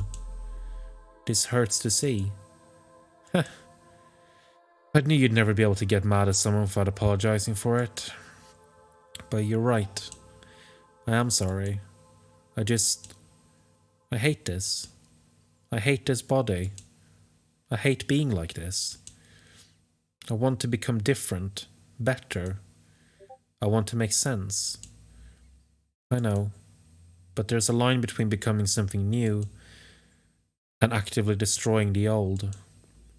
It's you who I care for, regardless of what form that takes in the future, or what form you are now. You can't become something new if there's nothing left of the old to start with. I know you're right. I'm sorry. I mean it this time. I accept your apology, even though you've been an idiot. Thank you. They gaze out toward the city skyline together. The sun starts to sink lower on the horizon. The clouds slowly gather. Rain gently begins to fall, though without a storm. The scholar pulls a tarpaulin from his bag and holds it over them both. Droplets of silver-stained water patter to the ground around them. The doctor sits up a little, pulling herself out of the shower. I've wanted to die for a long time, Professor. I thought I'd die doing this. That I could at least die saying that I tried. Even if I didn't really try. Even if it was just an excuse. But the closer we get, the more it feels like I can actually live. That there actually is a place for me. Thank you for helping me see it. And thank you for holding my hand this whole time. You always pretended to be the strong one, but you never had to be. I've told you that so often. It was pretend, wasn't it? I'm just glad you're listening now. I'm just glad you could put up with me. He feels her relax onto him, for once letting herself be vulnerable. For once, letting him be the strong one. He holds her tight as she lets her head fall onto his shoulder. It didn't matter that their bodies were awkward and didn't fit. He strokes her hair and she melts into him, winding her arms around his waist. For just a moment, nothing else mattered. The sinistral seeps into them both. They both realign. An antimerse in the rain. Oh, thank you so much. That's very kind of you to say. I could do audiobooks. With effort and a lot of pain, the escort and scholar help carry the doctor to shelter. She spends the night vomiting, the skin on her face blistering as the radiation pierces her body. She barely sleeps. She can feel her insides squirming, the pain lancing through her breasts as her insides tear up and reform. The healing is faster here, but it brings on the pain. She swallows the last analgesics that she has in her bag, praying for reprieve. The morning comes. The sunlight is painful on her burns. She glances at the Foco Geiger counter. She presses the little plastic buttons, estimating her total dosage. 7.3 bars... I can't pronounce that. Sorry. Fatal within a few days. Would her sinistral recovery in the zone be enough to keep her alive? She doubts it. She is dying. But she'd already been dying anyway. Only a miracle was going to save her. But now they're so close. She can feel it, like static on her fingertips, the smell of ozone in the air. Barry C. words, thank you. Why did I pick a game with so many scientific terms that I can't read? The room isn't far now. The escort and the scholar get up before her, their own burns and wounds knitting over, but not fully recovered. The escort looks out over the window, judging the distance. It's only a mile to the city, maybe 2. The room is in there. I don't know where though. The entrance moves around sometimes. I'd ask how, but I'm not surprised at this point. Nothing straightforward, huh? I'm ready. I don't think you are. You're still seriously hurt. Then I'm ready to move slowly. I just want to keep moving. Alright, Doc, but we're going super slow this time. They pack up what they can. The doctor changes out of her bandages, leaving the old blood and silver-stained gauze behind. Yeah, oh God, I don't know. I don't even know how you get into like voice acting and stuff. I tried to look into it a little while ago, but I didn't really find a lot of info. The walk is hard. They stop frequently, using what little food and water they have left. There's no turning back now. The tower blocks loom above, swarmed by foliage and green and silver-tinted nature. The city is cold. The doctor shivers. She looks pale and gaunt beneath her dappled light. The Foucault Geiger crackles in warning. The city is covered in dialectic fallout. Nowhere is safe. Her head swims as she looks around. Rusted remains of statues, stylized mosaics, disintegrating murals of heroic realism, though there was nothing heroic nor real about them. The trees snaked their way through the asphalt, reclaiming it as a part of nature. A bust of the hierarchy's supposed savior stood in the center of what may once have been a town square. Half the statue's head has corroded away. The escort unholsters their pistol. They aim directly at the face and fire 3 shots. The psycho-silver hits, warps, distorts the face. It melts slightly, then a lot, no longer recognizable. The sound of the gunfire echoes and echoes again through the empty city. The scholar covers his ears reflexively. The escort lowers the gun. There's an unbridled, burning hate in her eyes. For everyone he'd taken from them. For everyone he'd killed. Everyone he'd let die. Fuck him. I'm not gonna argue with that. Fuck him. Yeah. Fuck him. I'm so glad you learned how to swear, Nerd King. The escort looks down at her gun. It sits, heavy, weighing them down. They throw it away. They don't need it anymore. They all walk away. The city itself is dead. The remains of signs adorn the buildings, houses, shops, schools, even a swimming pool and a cinema or 2. All of it lost to the zone. Its nature was slowly consuming it, remolding it, rebuilding it. Ferrous gossypium grows in tufts across the metals, black bunches of thorns and thistles sit in cracks in the road, glimmering with silver in their leaves. Where once a neat row of orderly poplars stood between the highways, now they grow wild, untamed, free. The wind rustles the leaves. For once, emptiness doesn't feel hollow and gnawing. It felt calm, peaceful. The doctor staggers forward. She breathes in, the delicate taste of light and silver. The counter keeps crackling, but she ignores it. For the first time in 20 years, she feels something rise in her, a stillness and comfort that has been absent since she was a child. It feels like home. Not the same home that she remembered, not one that she'd ever been to before. Home didn't have to be a place you grew up in. It just had to be a place where you made sense. She set her bag down in front of the city's large hotel building. The enormous concrete and metal structure looms above them, the skeleton of a dead giant. I'm going to have a rest. It hurts a lot. I think we're out of painkillers. Yeah, take it easy. At least your burns don't look as bad. Still pretty bad though. Heh, I always was ugly. I guess now the outside matches too. Hey, don't talk about yourself like that. We're still here. We're getting to the room. We've made it this far. Yeah, the next part is tricky, but I reckon we've got this. How do we know where to go from here? We should try to cover as much ground as we can, see what we spot. This is going to be another terrible idea, but there's too much radiation here to stick around for long. It feels intoxicating. I feel alive. Yeah, that's why we should be careful with it. It's great until you overdose. And that really ain't going to take long here. Let's split up. Doc, stay with one of us. Right, it's time again. So we're going to do... Does the doctor go with the escort or with the scholar?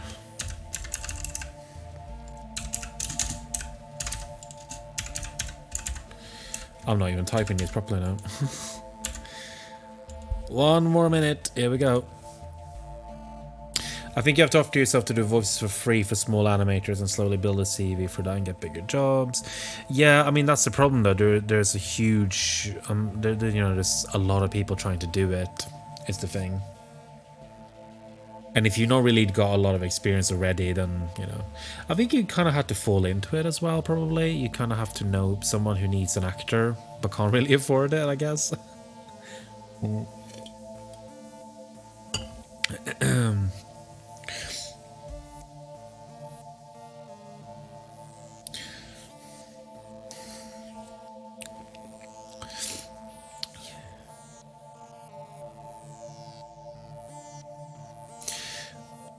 Getting about 10 more seconds to vote, and then we're gonna pick.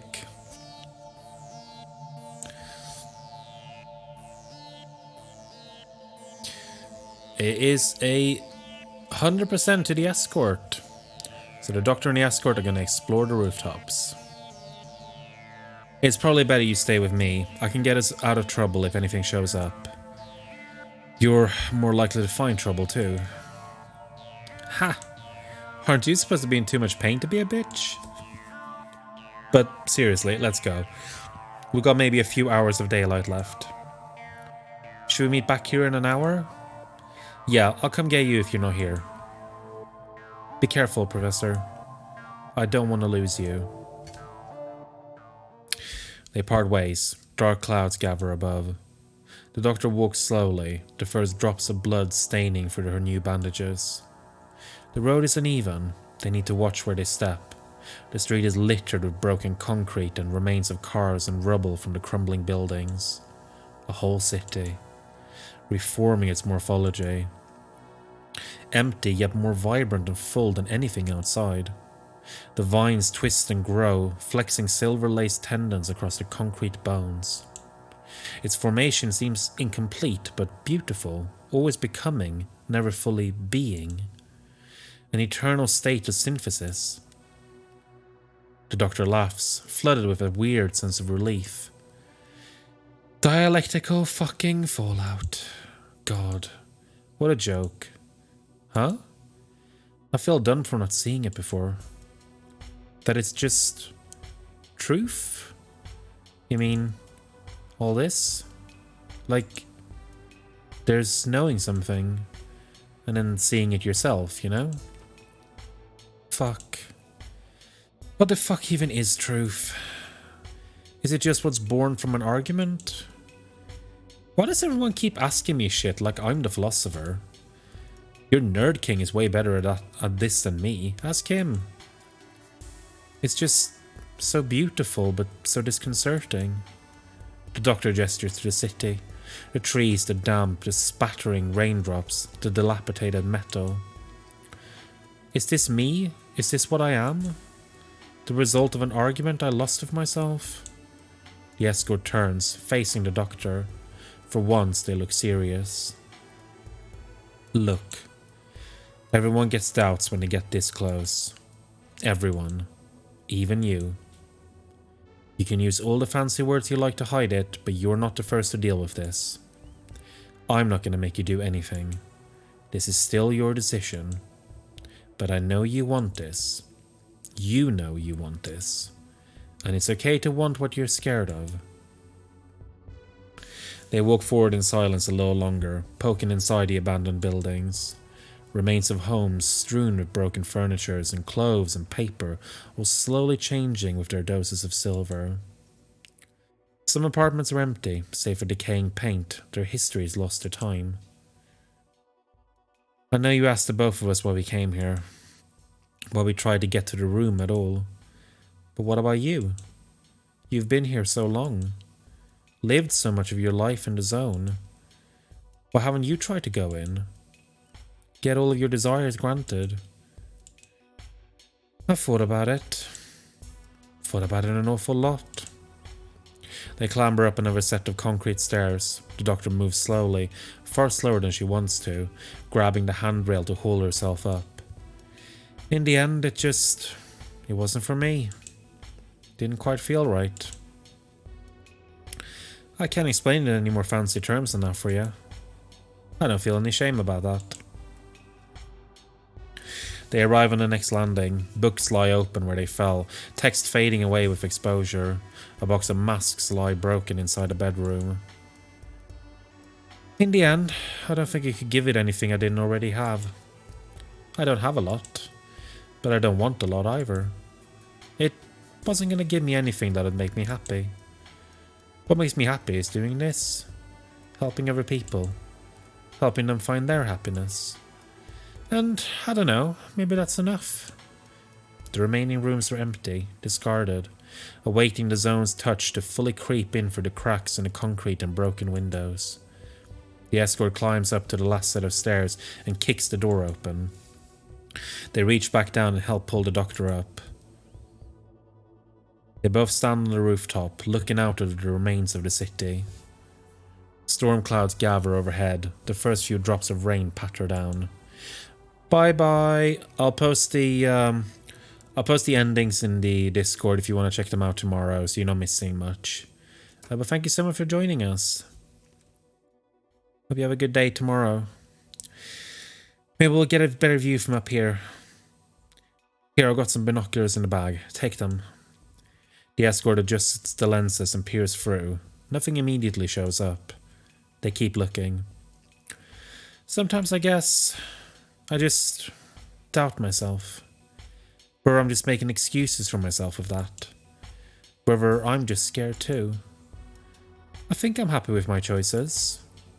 But I don't always know. Is it okay to not always know? I think it is. I hope so. The escort puts the binoculars down, spotting nothing.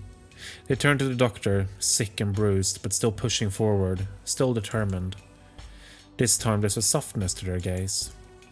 The rain falls a little heavier. The escort's hair stick to the side of their face. The doctor hadn't noticed how stunning they were. She'd known it, but not seen it. But now she'd seen it, she can't look away. They move a half step closer, so close the doctor can feel their warmth radiating out, a beacon in the cold of the city. I'm scared of a lot of stuff, even if I don't show it. Sometimes I'm scared of things I shouldn't be. Sometimes I'm a little scared of you. Of you doing something dumb or pushing yourself too hard so you'll hurt yourself. Of how much you want things, how far you'll go. And it's okay to want what I'm scared of, right? They move closer, so close it aches. She closes her eyes. Their lips brush together. Their hands hold one another. Her heart rushes. They taste of fire and ice and silver. The moment lingers. She pulls back, just a little. It feels right. For the first time, it feels right. They reunite beneath the hotel, unsuccessful. The sun sinks into the distant horizon behind a thick bank of grey. They scout out for a second time, and then a third. Nothing. As midnight passes, they return again, exhausted. The storm clouds start to swirl overhead. The doctor's burns are fading slowly and she's barely on her feet, but she's still moving. The scholar looks nervous. He glances at his Foco Geiger counter, noting his radiation dose slowly tick up. The escort paces, restless, looking over the scholar's recently sketched map with their torch. We've checked everywhere across the western and eastern perimeters. 3 of these buildings you've drawn on this map are the same building. I think it's just been moving. Or the way we see it has been moving. Or both. Oh, damn it, sorry. I'm finding it hard to keep track. Everything keeps shifting here. I figured the map was worth a shot though. We had to try. We still have to keep trying. The doctor grimaces. She looks at her counter. 1.7. Her time was slowly draining, like so much silver into the earth. Is there any pattern to where the room shows up at all? Anything either of you remember? People are very reluctant to document their stories. I've never seen anything that isn't just hearsay. It just seems to show up around what you desire, you know? Or where you desire, maybe. Where? Oh. She looks over towards the scholar, her brow furrowing in worry. Do you think the hospital? Ah, the clinic, the one they took away. What was the code again? The Gulf India Charlie project? Now, Gulf India Charlie stands for GIC. So keep that in your pocket. Yeah, they put it in the basement ward. There's a hospital in the city too, isn't there? Yeah. It's not easy to get to though. I figured. They move forward, the escort taking the lead, followed by the doctor, then the scholar. The paths of the abandoned city almost seem familiar, like echoes of the streets outside, but distorted somehow, reverberating at just a few notes above the right frequency. The rain starts to fall heavier and harder, weighing them down. The hospital is still a few blocks away, but the radiation starts to burn. It's hard to walk. It's hard to breathe. The focal Geiger counters crackle and screech. Overhead the clouds grumble, the first rolls of thunder crashing above. The sky grows red. For a few moments the world feels almost still. Then the hierarchy's distant sirens sound. Another blowout is here. Oh, fuck. Oh, this is real fucking bad. I think we might be dead. I think we might be dead. Fuck. We need to run, now. The auroral glow burns crimson. The world fades to nothing but shades of red. They try to sprint, but it's like running through mud. The world feels thick, heavy, barely lucid. They push forward, but the radiation catches up with them. The doctor puffs, fighting back a wave of nausea, her head spinning. The escort and scholar slow to grab her, pull her forward, but the radiation starts to hit them too. Old wounds reopen. Blood pours forth. We're not gonna make it, Doc. None of these buildings have got enough cover. We need to try. You need to try. Go without me. No, you asshole. We're in this together. Oh, fuck. How much further? Another block. The escort is interrupted by a bolt of red-tinged lightning. It blasts down from the sky, flames burning around it as it strikes the buildings above. They duck to the side, narrowly avoiding fragments of falling concrete and fire. The rain starts to drive down like daggers into their backs. They run. They stumble. They keep running. The sirens keep screaming. Everything hurts. They round a corner, moving as fast as they can. Thunder boils up and over. The clouds burst. Lightning sparks through the air as it burns with the scent of fear and ozone. They see the old hospital building and sprint, legs faltering and buckling under them as they fall inside. They bound down the dead concrete steps, crash landing onto a lower floor. The building shakes and groans, the blowout pulling at its seams. Metal bends and warps. In here! The trio force their way into a dark corridor, shoving the rusted door shut behind them. Silver leaks in and oozes through the concrete. It drips through and still lands on them. Above, the thunder booms away, closer and closer, mortar fire coming in to wrest them from safety. Older counters show dosage readings more than 20. fatal in less than a day. They look at one another, all pale, sickly and broken. There's never been 2 blowouts in a row like this before. Goes to show. I'm no fucking use. I don't know jack shit about the zone. I don't know jack shit about anything. I'm sorry. And just... I really mean it. I wouldn't have let us here if I knew it was going to be like this. Can we get any further in? No, there's too much rubble. This is a dead end. We can't get to the basement. Not from here. Fuck. I'm sorry too.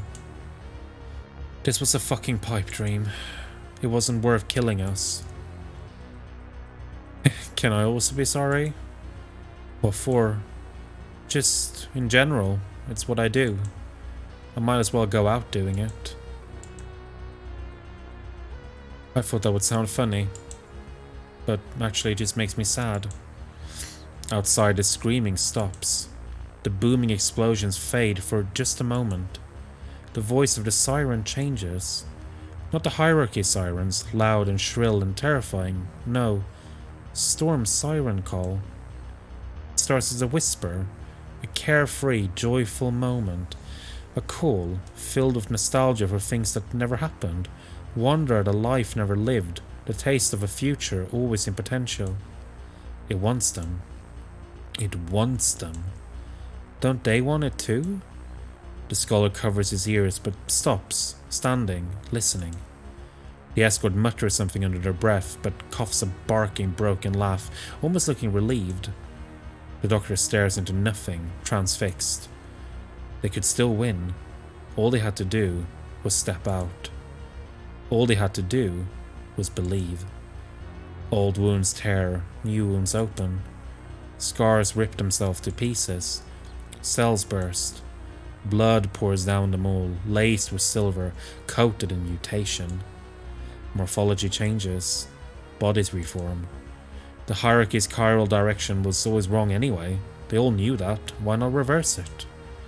Isomers changing but remaining themselves. The same, but different. Reborn. It's time to become new. Who will embrace annihilation? Now, okay, so we have actually accidentally hit upon the good ending. I didn't mean for this to happen, but I'm pretty sure we've actually hit upon the good ending. So you know what I'm actually going to do? I'm going to save. And we're going to return. And I'm not going to let you choose because we're going to pick all 3 together. Because we're not picking who is going to go outside into the storm. And this is the second to last choice in the game. And I wasn't expecting this to happen. But we're going to pick all 3 together.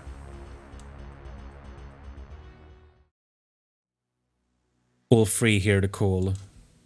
The siren beckons. They look at one another. Their scars tear, the ragged skin singed and burned with silver at the edges. The blood drips and pools, stained with silver. I need this. So do I. Then we all go. No one gets left behind.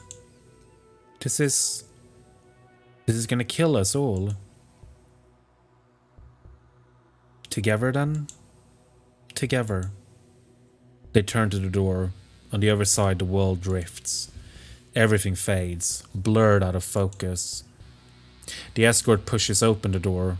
The doctor and scholar step out. The wind batters them. They keep walking. Muscles tear, sinews burst, but they keep walking. Scars reopen, old wounds gaping for the world to see. Heavy sheets of silver rain cascade from the sky. The red aurora burns overhead, illuminating them all in crimson and pain. Blood oozes, then gushes. Arterioles tear through, pulsing, throbbing, beating. The escort's hands are on the doctor's chest, running through the scholar's hair. They intertwine and feel each other. Fingertips search, curious, pressing down, tender and gentle and excruciating. Eyes gaze, unblinking for too long, staring upwards, fixed on nothing and everything in falling lightning and red fire. The world burns. Skin burns. Melts. The haze of steam fills their lungs. Blood boils and evaporates and is inhaled again. Cells turn in on themselves, invert, twist and twist again. Apoptosis, fragmentation, reintegration. Their cores start to merge. Legs and thighs and hands and fingertips wrap around one another. Everything grips tightly. Whose fingers are those? Does it matter? They fall through one another, breathe one another's air, feel each other, chests rising and falling. The doctor's hips grind back, her legs trapped perfectly. The escort's hands are on her, the scholar's teeth at her neck. The scholar moans and whimpers into her skin, his skin falling away from his body with his skin. Flesh and beating blood and muscle and sinew wrap around each other. The escort laughs, their lungs coated and drowned in silver, inside her mouth, in their throat, the scent of it intoxicating and ever present. Their hands stray to the doctor's chin, pulling it up, staring into her eyes, hungry and longing. The warm flushes between their legs as they guide to the doctor's fingertips down. She follows, her mouth falling to the escort's chest as she sucks, bites, tears, crimson and metal coating her tongue. She pushes her hips back again, a scholar meeting her, firm, solid, strong, his hands gripping, squeezing, longing. Ribs collapse, lungs bruise, contusions and conversions and genes and epigenes reorient, breathless and desperate. Morphology renews. The falling silver fills every crevice, every dip, every crease of their fingertips, every pore of the skin they've lost. Cellular matrices accept it, fill with it, swell and breathe and pulse with turgor. They blister in the silver. Muscles flex, strengthen, tense. The pressure builds, fill to bursting, throbbing, beating, bleeding, kneading. For the first time they feel, truly feel. The dividing lines fade as they fall into one another, a sea of blood and silver and organs and bones and red, everything red underneath a scarlet sky. Their pulses align, their bodies align, as spirals of nucleic acid, fragmented remains of chromosomes, they intertwine, clockwise and counterclockwise. The perfect chiral direction, hands holding one another's hearts, tearing through each other's limbs, eyes and teeth and touch and feeling and warmth and comfort and love. Mutants, aliens, foreign and exiled, and together perfect. The feeling overfills, pulses, bursts, sensations rupture in a mass of screaming and feeling an overwhelming head rush. And in just a few moments the tension collapses. Ligaments snap. What holds them back vanishes as they become one another. If only for a few moments. They wash up on their distant shores, sighing and breathing and borne by gentle red waves, frothing with silver. They hold each other. Eventually they would re-emerge, but not yet. The rain falls. It steams gently from the broken pavements and warped bodies, now remade. At last, at peace.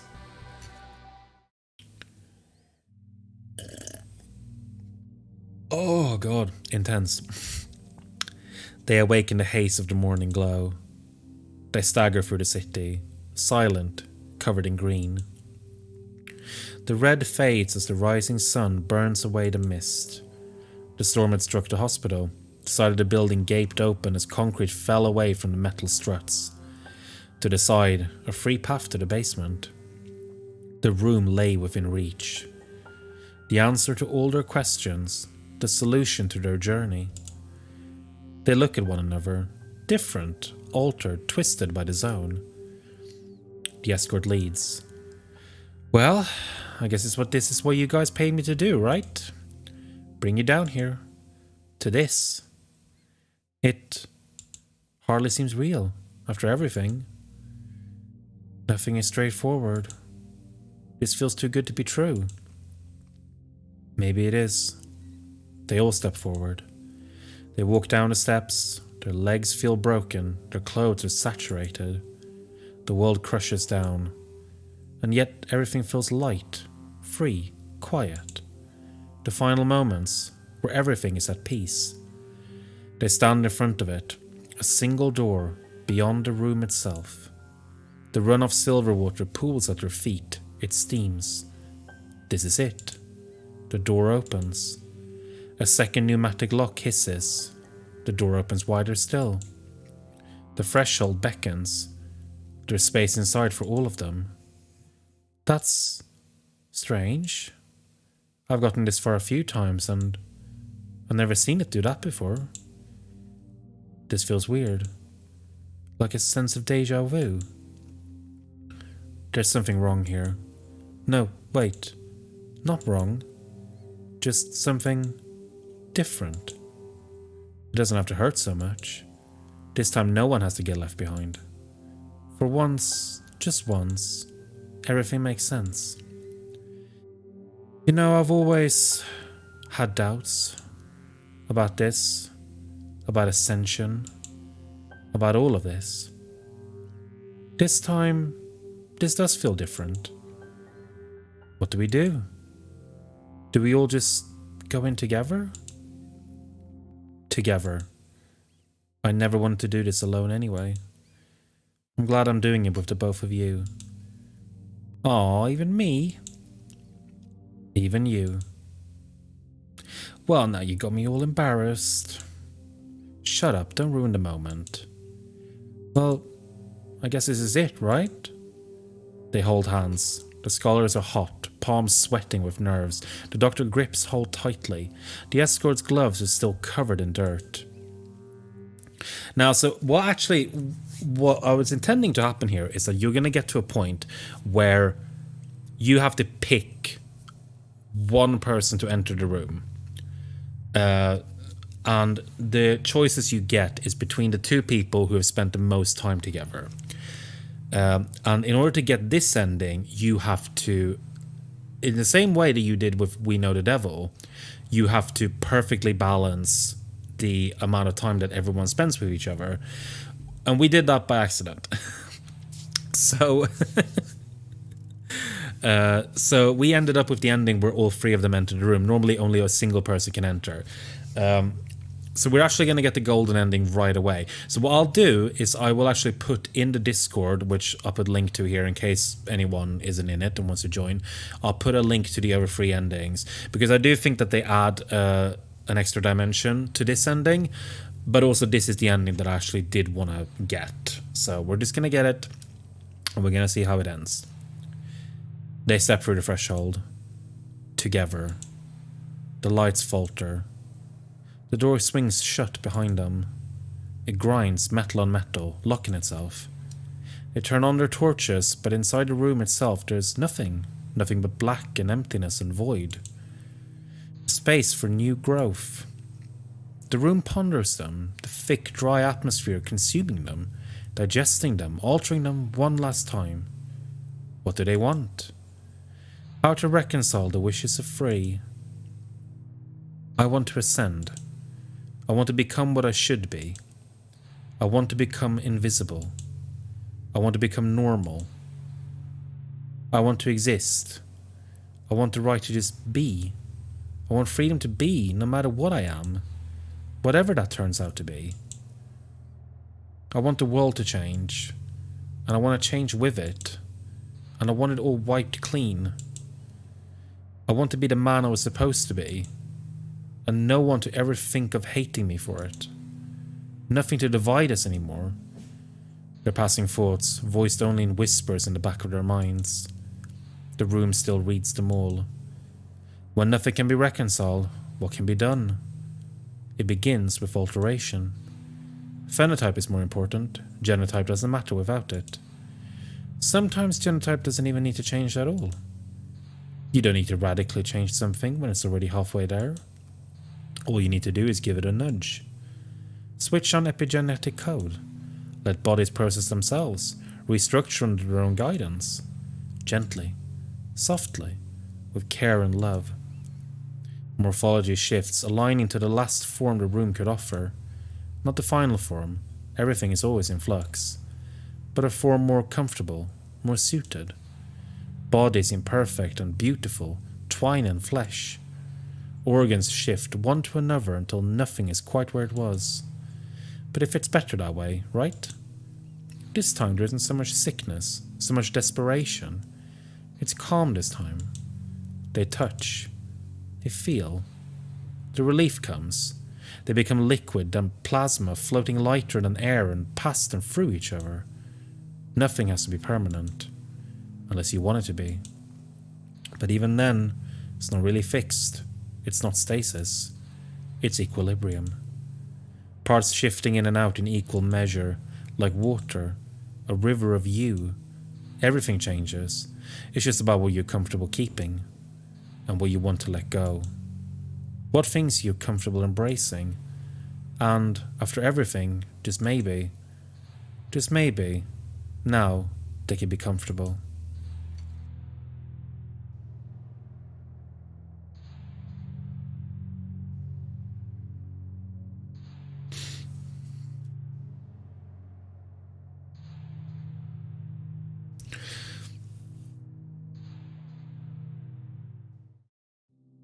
The doctor opens her eyes, waking up in her new, comfortable, warm bed. She still feels tired. She glances at the clock. 5:03 in the morning. Ah, fuck.